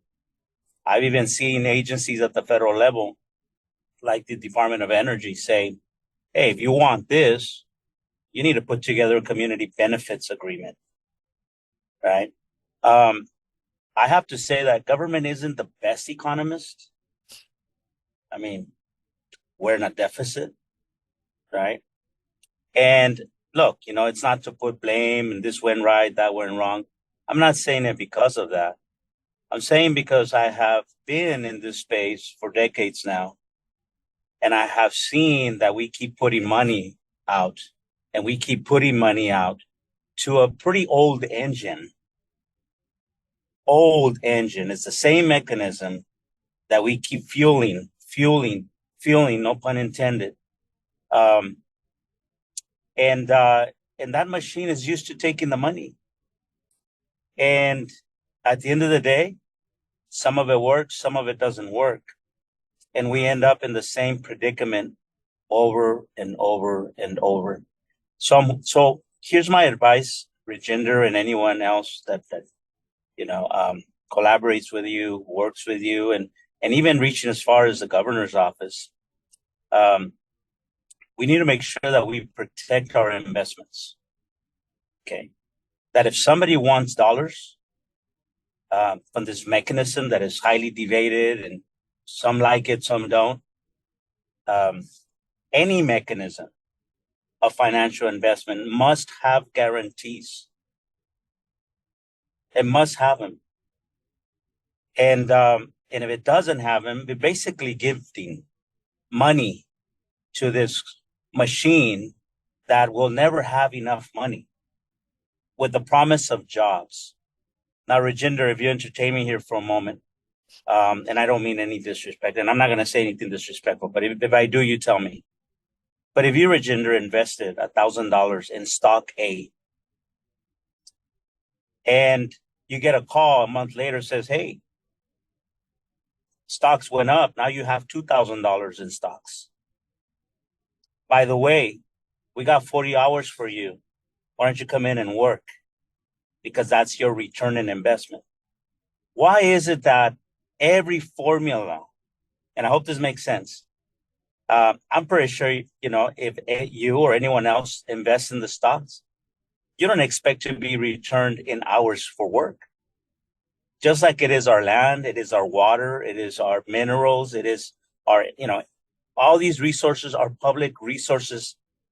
At least I'm speaking for public resources. I know some are private, but public resource. We're investors. Why is it always that the formula always sends to calculate, we got hours for you? That's how you get your return in investment. That doesn't make sense to me. As an investor, I don't want, company A to call me and says, hey, you're making big bucks. I can give you 12 months worth of work now. I want my check. I want my investment. And I want to do whatever I need to do to improve my life and improve my community with that investment. So I think that we need to start connecting the dots and start putting conditions on any financial investment that we as a state do. So I hope it's received well, Rajinder, and anyone else involved.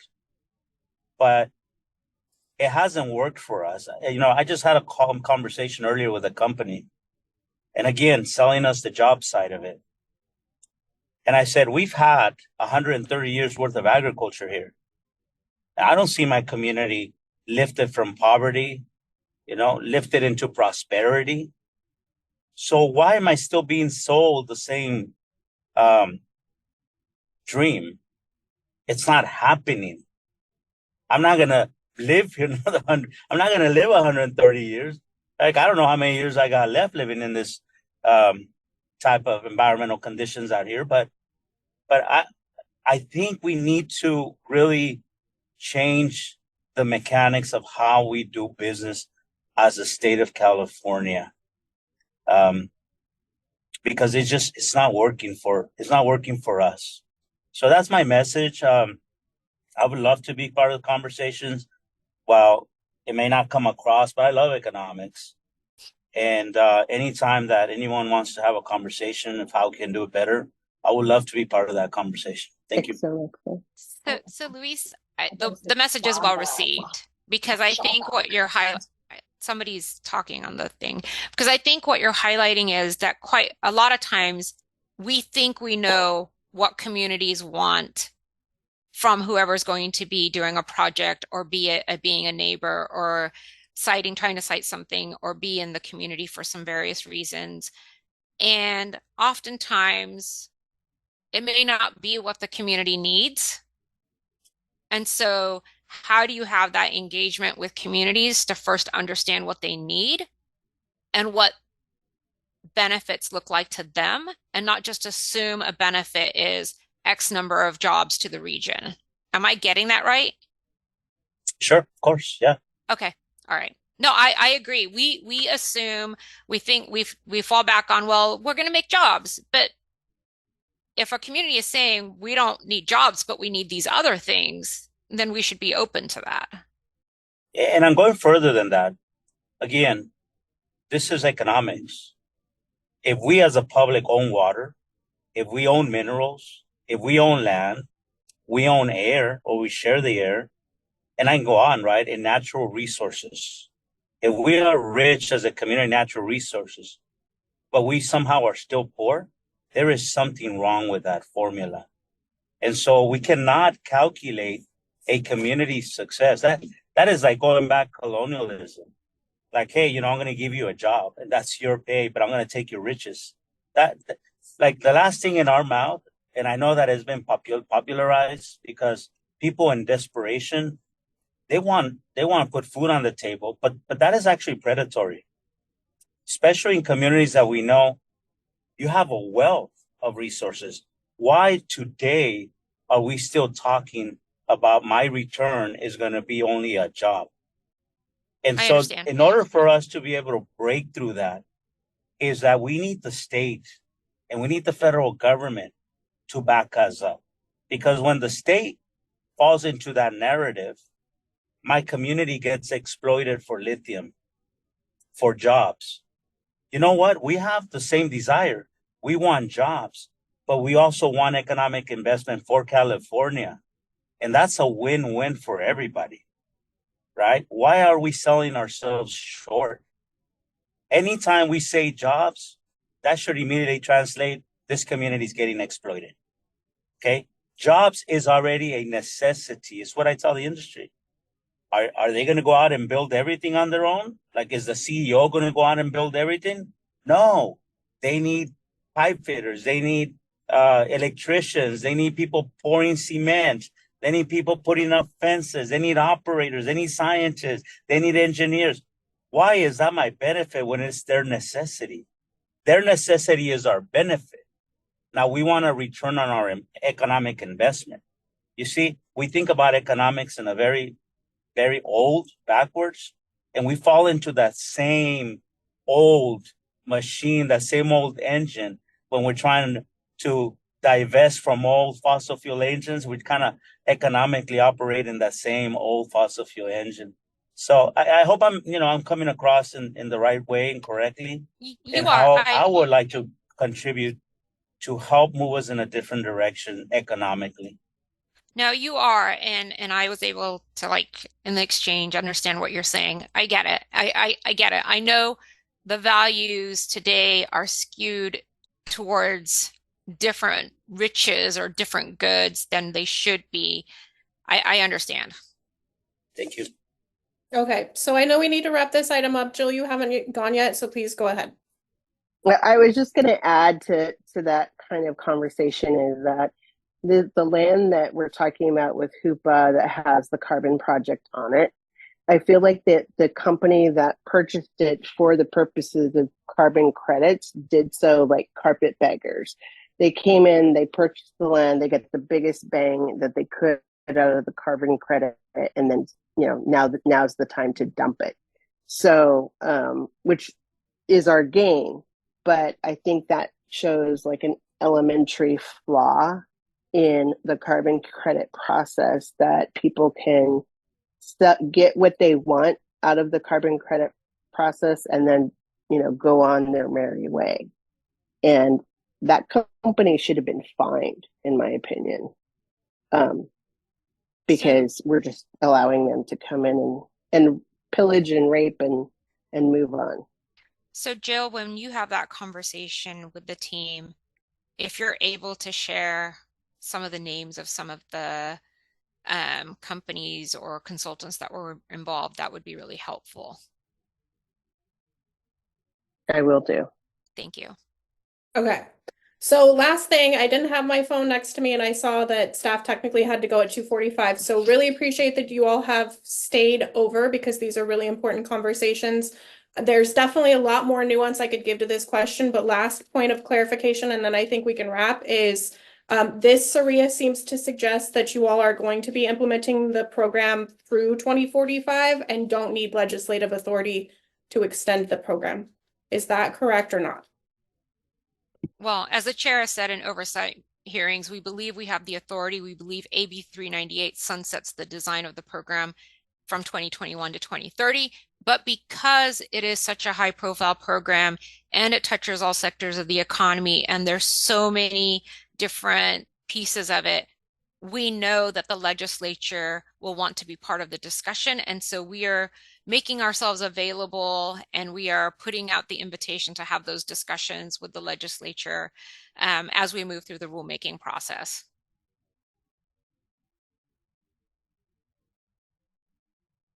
Great. Thank you for clarifying that. Also to note, appreciate Bobby taking things that people are putting in the chat that's just going to host some panelists and making it publicly available to everybody so that we're all on the same page in terms of the dialogue there. So again, I know there's more we could discuss. Hopefully staff can come back at a future time because obviously, as you all noted, the SRIA is just the initial process and there's still a lot more details to come.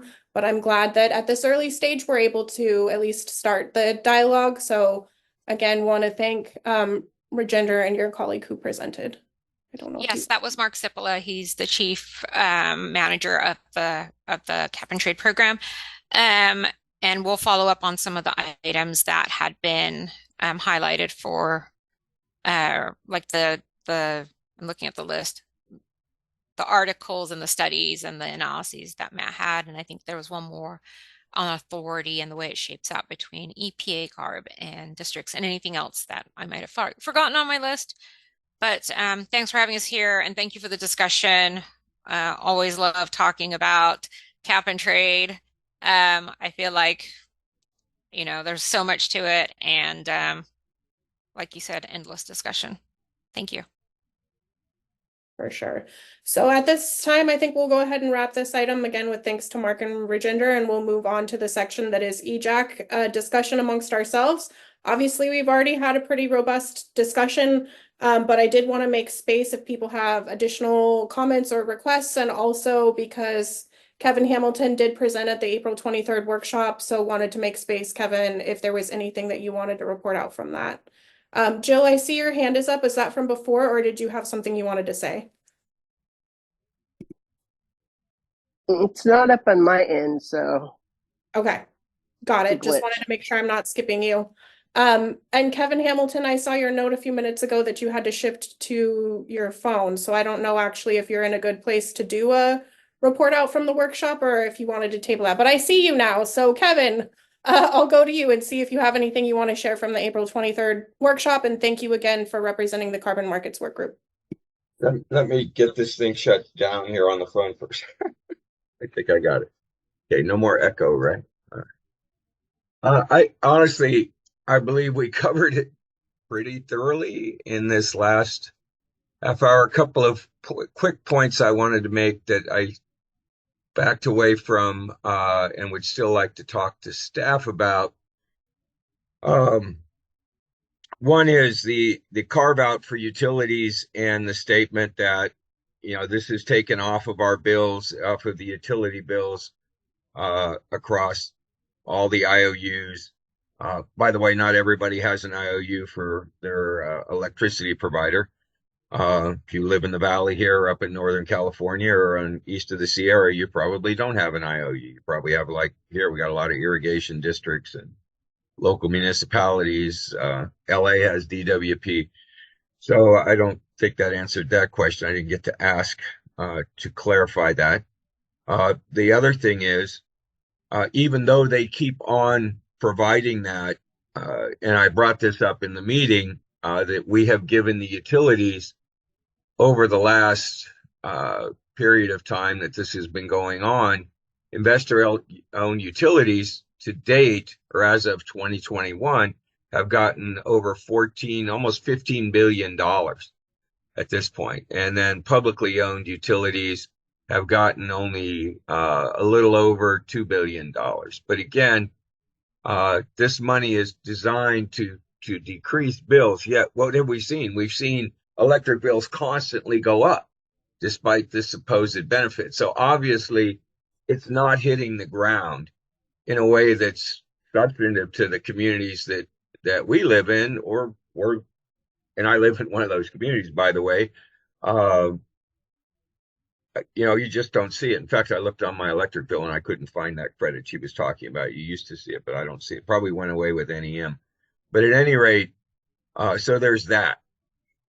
The other side is, where is that direct benefit to communities? During that meeting, I brought up the example of the cap and trade history in the GGRF and the auctions, and the fact that briefly there was a second participant from Canada, Ontario. Now it's only one of the provinces, Quebec. And in fact, there was a report from the newspaper up there that Canadian citizens recently received a significant amount of quarterly dividends being paid to them from their tax and dividend program in the majority of the provinces. Of course, Rajinder always finds something to kind of come back with, and her take was, because Ontario, I called out that Ontario only stayed in the thing for 2 quarters. She drilled down, there was an election, and the guy who was elected, it was a contentious, had absolutely nothing to do with the fact that even one of the provinces got in and got out, because that idea was so popular up there. And yet they are racing to their climate goals. And in fact, they increased their target for 2030 by 30% because of the way this program was. Now, I'm not advocating that the EJAC go back to our 2017 position of requiring a tax and dividend conversion, but it certainly makes the argument, or the continued argument, and we learned today that CARB does have the authority to create at least some kind of a program carve out where those players who are not complying, who are not moving forward at the right pace, to pull them out of the program and put them in a tax and dividend with strong regulation program instead. And that way we'd be able to see which one is getting us the most benefits the most quickly. Now, I understand if folks don't want to go down that road. I felt it was important to bring that to that meeting. And of course, I did lay out the 4 recommendations from EJAC. One of those that Rajinder chose not to mention was EJAC's recommendation that CARB follow IMEAC's recommendations from their reports, which of course are much more detailed and build on and justify, in fact, most of the 2 out of the 3 that EJAC has proposed. So that's how it went. And at the end, the last slide I brought up was the health impacts of climate, and they're still there. They're still just incredibly harsh, and our communities are still paying that price. So I think, again, most of that was covered in this meeting, but I took this really from at the beginning to the end, you heard me briefly say that in the first 16 years, they would never have hit their target if it hadn't been for COVID. They would never have met the 2020 target. They were only at 15% in 2019. That next year was when they hit the target. From 19 to 20, they picked up another 9% that dropped it, bumped them up from 15% of the emission reductions they needed to get to 1990 targets that they had in that year. And then the only place that happened was in transportation and a little bit in energy, but industry and all natural working lands, all the other categories hardly moved at all in that first 14 years of the program. It was like almost like it wasn't there at all. You could attribute any of those things to sort of air pollution regulation plus advances in technology that technological equipment that companies were automatically phasing out and bringing in. So this is why we talked about data and the idea of, we want to see an inventory of the players in this program. We want to see an inventory of the equipment that they've purchased with this money or changed out, just like we would in air pollution, and how many, and the emissions count with that. And I thought that was very artfully dodged around. And again, when I'm talking about the impacts of cap and trade and somebody goes off on air pollution and spends the next 5 minutes talking about that without answering my question, that's always kind of annoying. So anyway, the same thing kind of happened in that presentation. That's it. Kevin, I just wanted to check to make sure I put the right link in the chat for your presentation. Can you check my discovery there? Sure, I have mine open, so I can. Okay. Oh, that's it. Okay, I'm sorry. I recognize the first slide. Yeah, great. So. Thanks. Just in case anybody else missed that. Yep.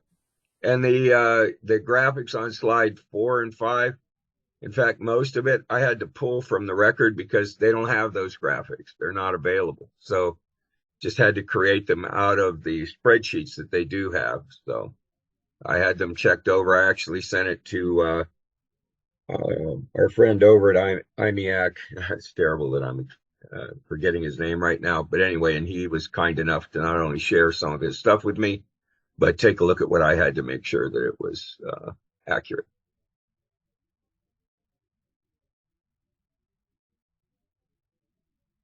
Again, I'm done. Thought I saw another hand, but if not, we've been at this for a long time, many of us. And so we can have a debate. No, air quality is getting better. No, that's not how our communities feel about it. It's not getting better. And go back and forth. And there's data that, supports that air quality is actually getting worse in certainly LA and the Central Valley. I think that's stated in the ALA's most current State of the Air report. But there's this fundamental disconnect. And I don't know how to bridge this fundamental disconnect between what environmental justice communities and many within the environmental community are talking about when we talk about there's got to be a better way to do this, right? So if your program rests on a cap and trade program that rests on the concept of net zero reductions, and now to meet the statutory goals, right? It's great to set goals, but sometimes when you set goals and you don't have the technology to meet the goals, not only the technology, but the process and the orientation to meet those emission reductions goals, you then sort of set yourself up for what we're doing, which is a net zero program and incredibly hopeful modeling that tells us, this carbon capture thing, that's going to do it. Oh, and this hydrogen thing, that's going to do it. Oh, and you know what? We're going to continue to figure out how to use dairy gas for methane and renewable natural gas. And that renewable natural gas is going to be used to produce hydrogen. And we actually heard that from industry, not making that up. That is their business plan. And at the same time, communities are being told, don't worry, you're going to have guardrails. We're all here and we got edges to us and are salty about things because we know those regulations haven't worked. And so I don't know how to solve this problem, right? Because we can recommend until we're blue in the face and write recommendations until our fingers hurt.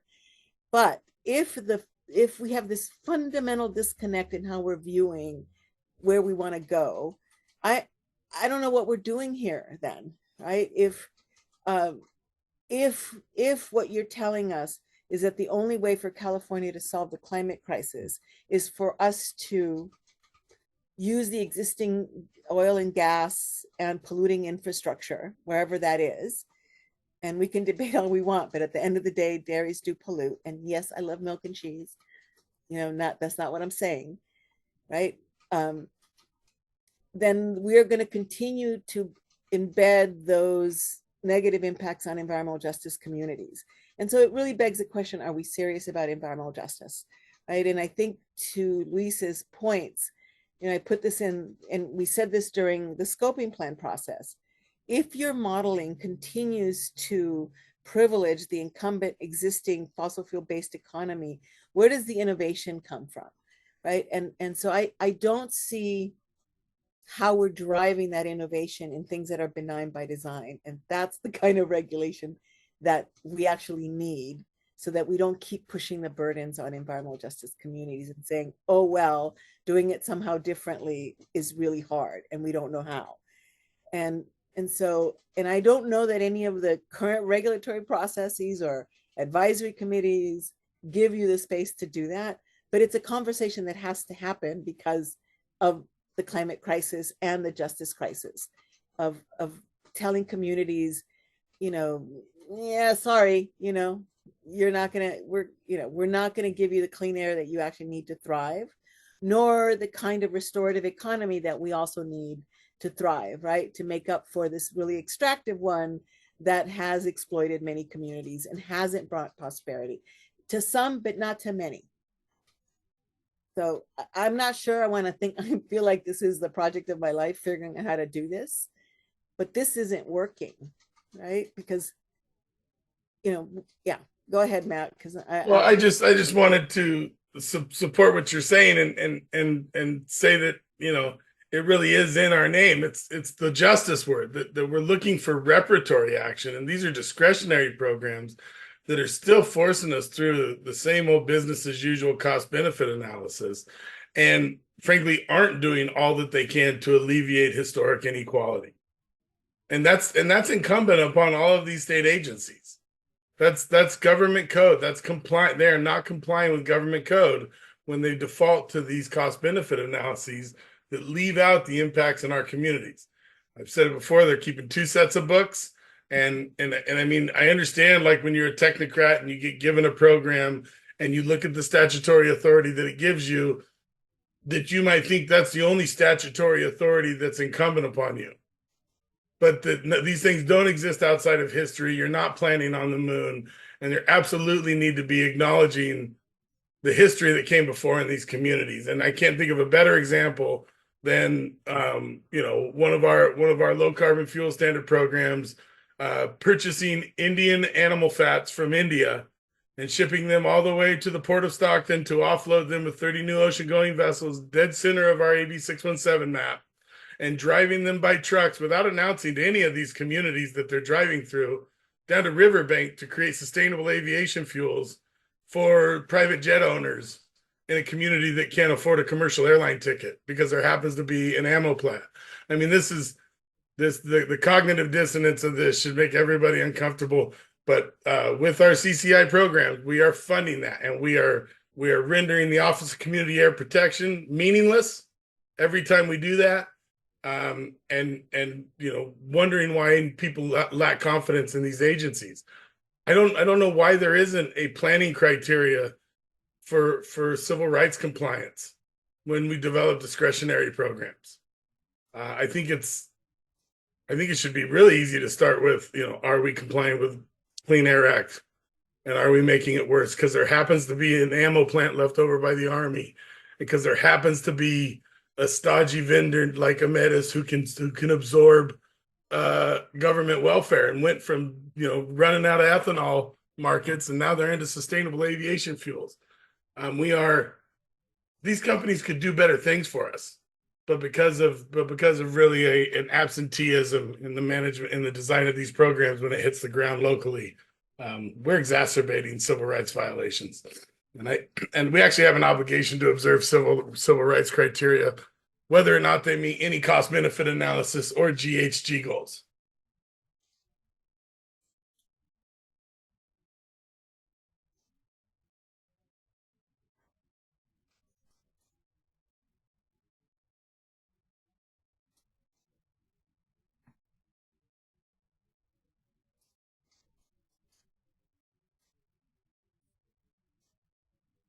Ashley.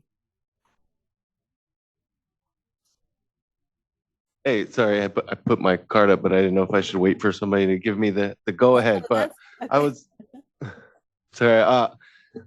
You know, to be honest, I was gonna hold back this comment because I feel like sometimes we're in the middle of this. You know, read the 120-page SRIA report and then give your feedback on like how it could be better. And I'm like trying to take as much time in my life as humanly possible to read documents like that.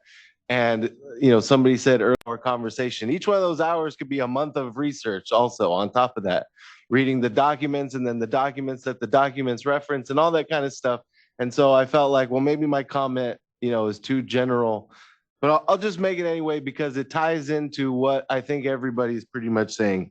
And it started, and I didn't purposely wait for Mr. Cliff to leave to reference his kind of opening comment about restricting trading in disadvantaged communities, which I'm paraphrasing. I didn't get it word for word, but it was, you know, we are not going to do that because the staff has said that the need is for broad implementation of this program, and that if it was not extending to all the entities and facilities, that it wouldn't work. And that my first thought in my mind was, well, does the end of that sentence that was maybe left out, like, no matter if it increases pollution in a disadvantaged community?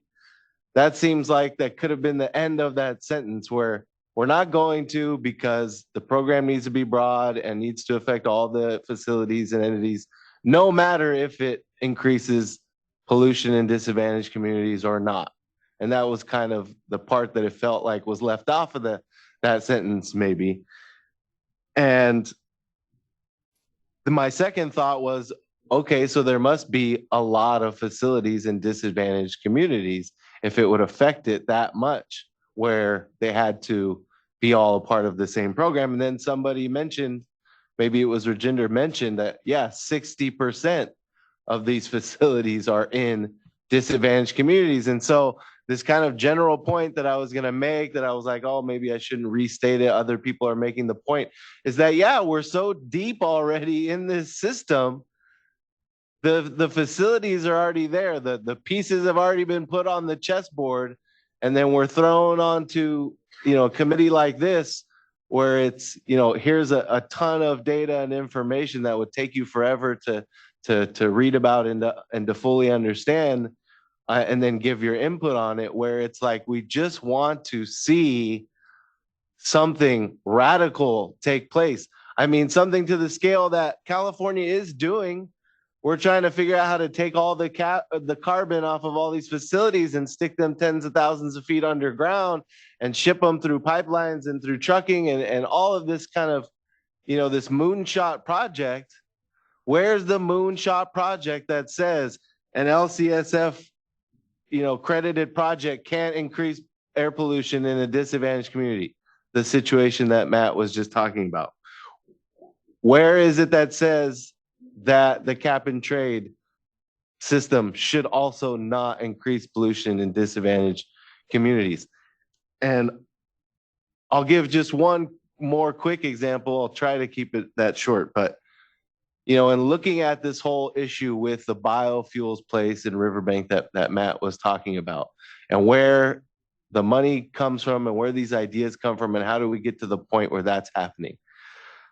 A bunch of federal money was given out to folks, to local governments, to figure out economic development plans.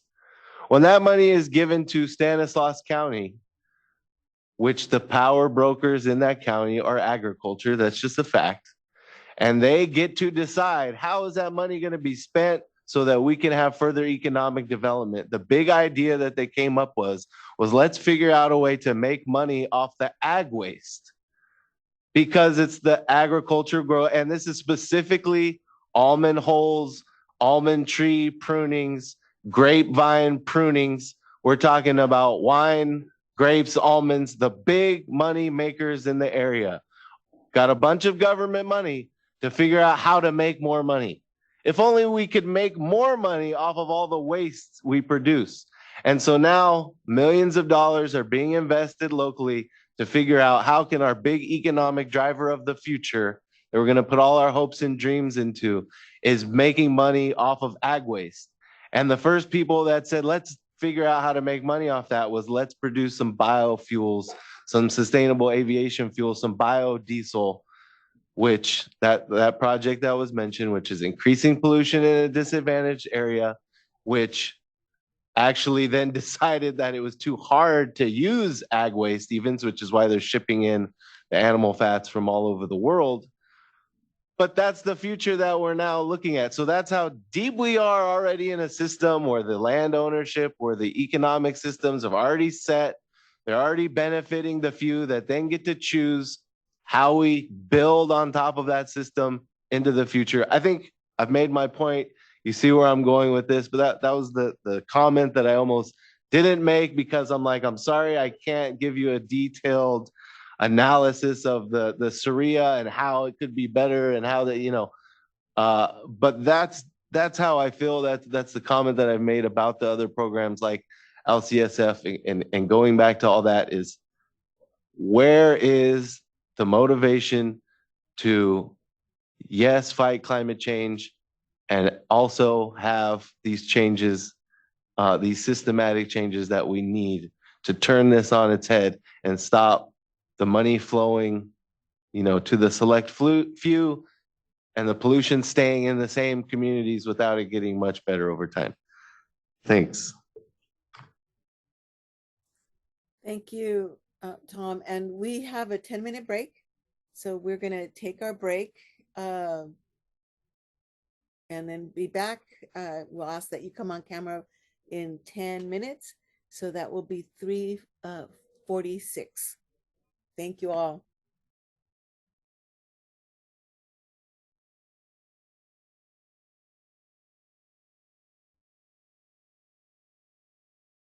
Welcome back, everyone. For EJAC members, please be sure to be on camera so that we can count it as being at quorum. Right, so I'm back, but for some reason I can't get my camera to turn on. Oh, there it is.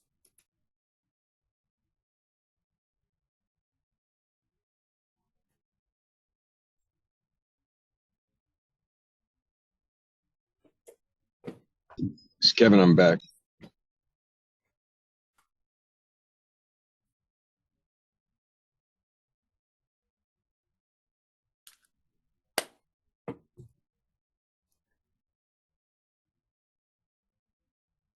I think, are we all? I think we're all. I think we have quorum.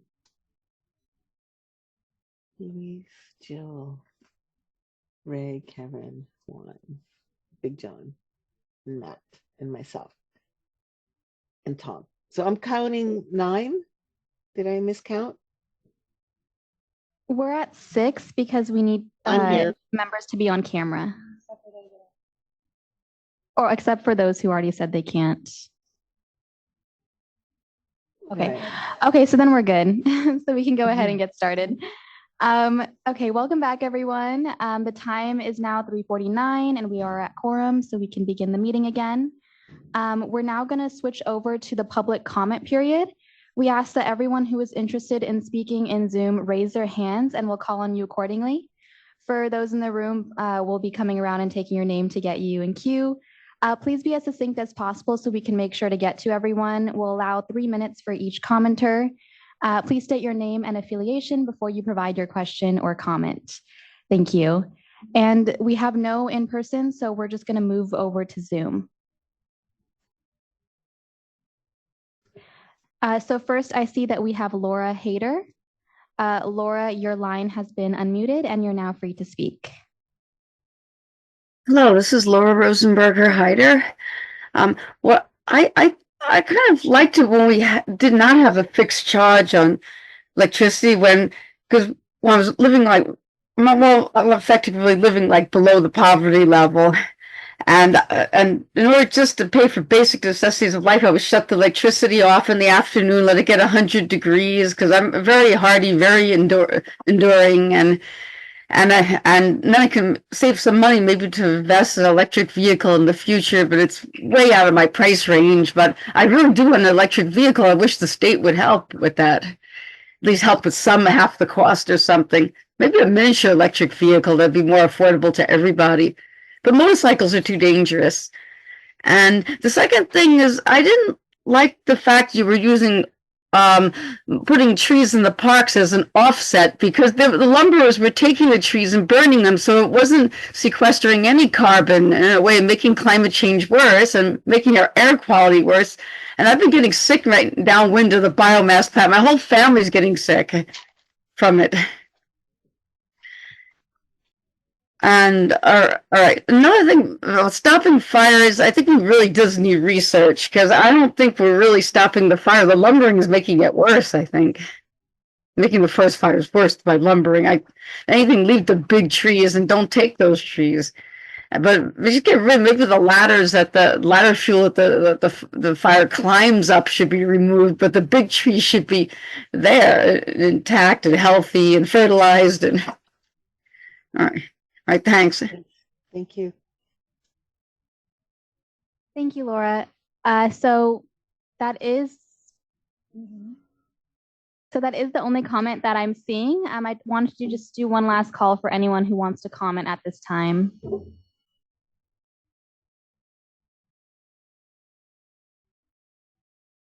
Ken, I see that your hand is raised.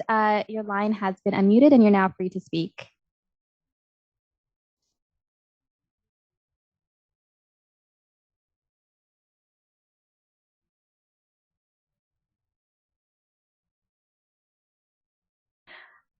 Ken, we can't hear you, unfortunately. Please be sure to also unmute yourself.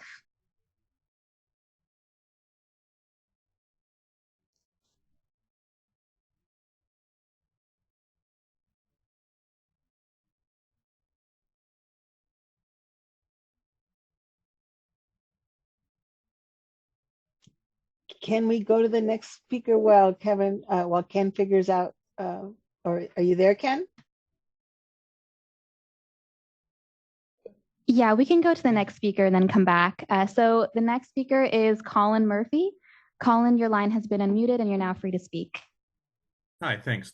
Colin Murphy. I'm the Deputy Director for the Policy Institute at UC Davis, and I lead the Low Carbon Fuels Research Group. I was listening into this and I heard someone make a comment about the use of agricultural waste as a fuel, and I wanted to speak about that really briefly. So California has a slew of policies that it uses to reduce emissions from transportation. Electric vehicles are obviously the focus of that. Myself and my colleagues at UC Davis have done a lot of analysis on electric vehicles, and even though they are going to be the single biggest tool for reducing emissions out of transportation, they can't do it all alone. The rate of deployment of electric vehicles, even under the most optimistic conditions, is slow, right? People replace cars when the cars are old and need to be replaced. That means even once you get to 100% EV sales, it's going to take a decade or two for the fleet to turn over. So if you want to get emissions down, you have to have a small contribution from some other sort of fuel that can be burned in the existing vehicles. And so we do a lot of analysis on this, and none of the options for making alternative fuels are perfect, right? There is no source of energy in the world that has zero environmental impact. But when you look at all of the environmental impacts, top to bottom, the use of wastes is, in almost every situation, the least harmful way to make these fuels. It's something that people are already growing, so you're not using extra fertilizer or having land competition and competing against food resources to make it. So, certainly I'm where you choose to put the facility, that is a different issue. But in general, I think that to the extent we can use wastes to make fuels, of all the options out there to deal with the emissions that are going to take electric vehicles a couple decades to be able to fully solve, they are the best, the imperfect, but the best option that we have. And so I just wanted to sort of speak up on that, and I'm happy to follow up on any of these questions. Also, I know some people were sort of questioning about the legislative authority and the kind of the relationship between the Federal Clean Air Act and California's authority. It's too complicated to get in a brief public comment, but if we can be helpful, I'm happy to sort of help provide some explanation and clarity on that. Thanks. Thank you. And next we have Rita Loof. Rita, your line has been unmuted and you're now free to speak. Yes, good afternoon. Rita Loof, Director of Environmental Affairs for RadTech International. And RadTech is a not-for-profit organization dedicated to ultraviolet electron beam and LED technology. Our processes are all electric, and they do not produce combustion contaminants or greenhouse gases. But I wanted to just reiterate some of the comments that I've made to the South Coast AQMD Climate Change Committee. And basically what we see is that currently the regulatory framework is not really set up to acknowledge voluntary emissions of or emission reductions of greenhouse gases when companies implement those reductions voluntarily. And I'll give this committee an example. The South Coast AQMD requires that stationary sources that emit volatile organic compounds install control devices like afterburners. But these control devices use fossil fuels like natural gas, and thus the control device itself is a source of greenhouse gases. But if a company chooses to convert their solvent system to a UV EV LED system, there is no afterburner needed. So not only have they eliminated their VOC emissions, they have also eliminated their greenhouse gas emissions. But currently, these companies do not get any benefit for their contributions to improve climate change. So we would very much like to work with CARB and the local air districts on encouraging reductions of greenhouse gases and basically rewarding the good Samaritans in the business community who are already providing voluntarily reductions of greenhouse gases. Thank you so much for your time and for your work. Thank you. And we're just going to move back to Ken Johnson once more, just to see if your line is working at this time. So Ken, your line has been unmuted and you're now free to speak. Is this working? Can you hear me? Yes. Yes, we can hear you. Okay, great. Sorry about that. Yeah, so I am with Climate Reality Project, Silicon Valley chapter, and I was skimming through the SRIA during the meeting and just to see what it says about criteria pollutants and about public health. And there's just one section here I'm looking at that just doesn't seem to make any sense. They use something, I mean, this is getting a little bit into the weeds, but it's just one sentence I want to read here.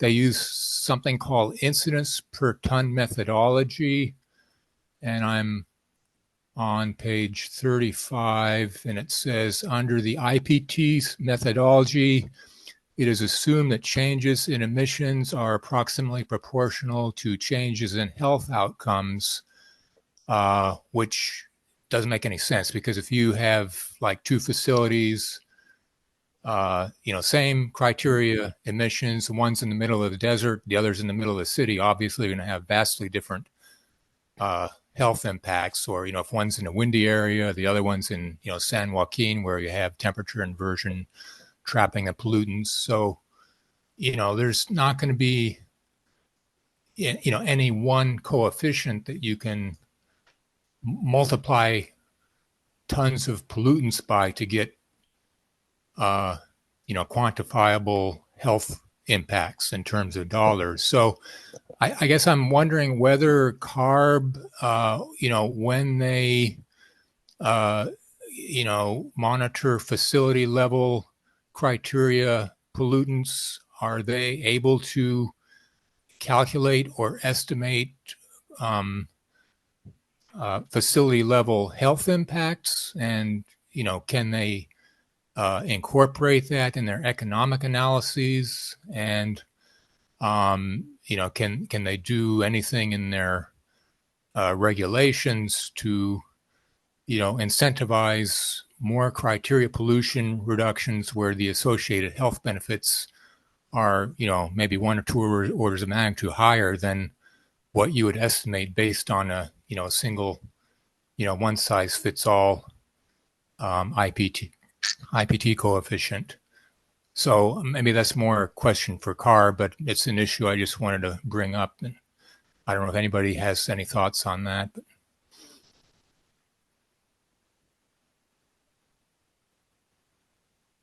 Thank you. So I'm not seeing any other comments at this time. So I'm just going to go ahead and move to our last item, which is our next steps and closing remarks. Martha Dina, do you have any comments for this item? Well, I feel very unresolved, right? Because I think we are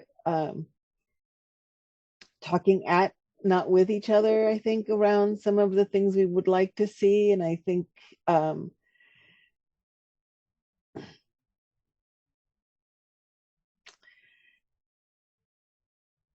I think for our next steps, really digging into the SRIA, as painful as that's going to be, because I think, Tom,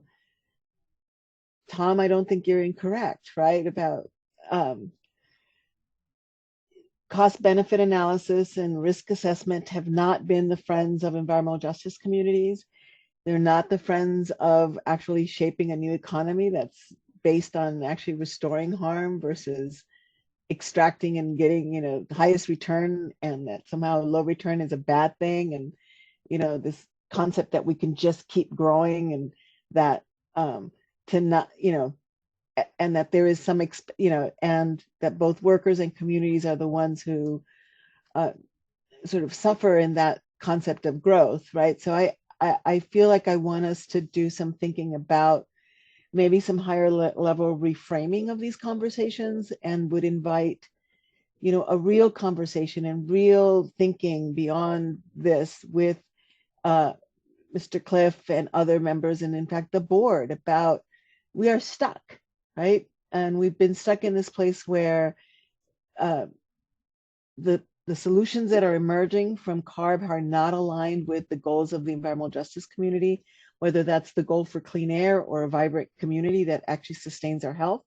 So I would, want us as the EJAC to do, do the thing that we have to do, and that's comment on the cap and trade program, but also continue to key up this conversation about finding this better way, both for and invite the board members to really think through this. And at some point, what do we do next as a committee, and what is our role, vis-a-vis the legislature, about doing something that's actually bold and transformative and works and is centered around environmental justice communities, and does, creates real economic opportunities that span the breadth of those, right?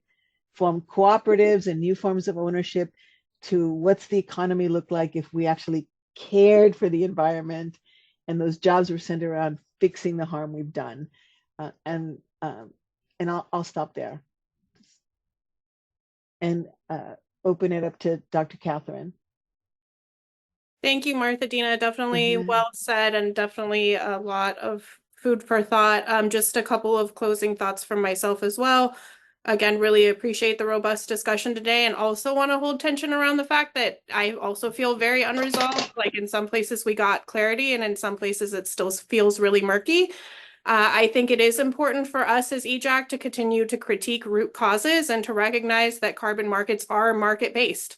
And the SORIA is about an economic assessment, right? So if we're using the neoliberal model, we shouldn't expect that the outcomes are going to be different. So the SORIA is vague and it's a bit of a rabbit hole to go down, but I think, like you suggested, Martha Dina, reframing, talking about root causes, talking about how we approach these issues in cap and trade, and also more broadly, all of the assumptions that went into the scoping plan that have been problematic, that we've raised for a really long time, that are still unresolved. So in terms of next steps for our June and July agendas, do expect to see carbon capture and cap and trade still on the agenda. We will have speakers on those, and we will also be working on resolutions for both of those in the coming months. Thanks, everyone. Thank you, Martha Dina and Dr. Catherine. So the time is now 4:06 p.m.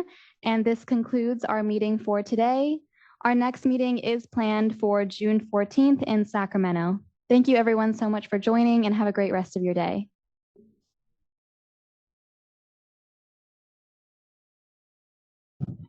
Thank you.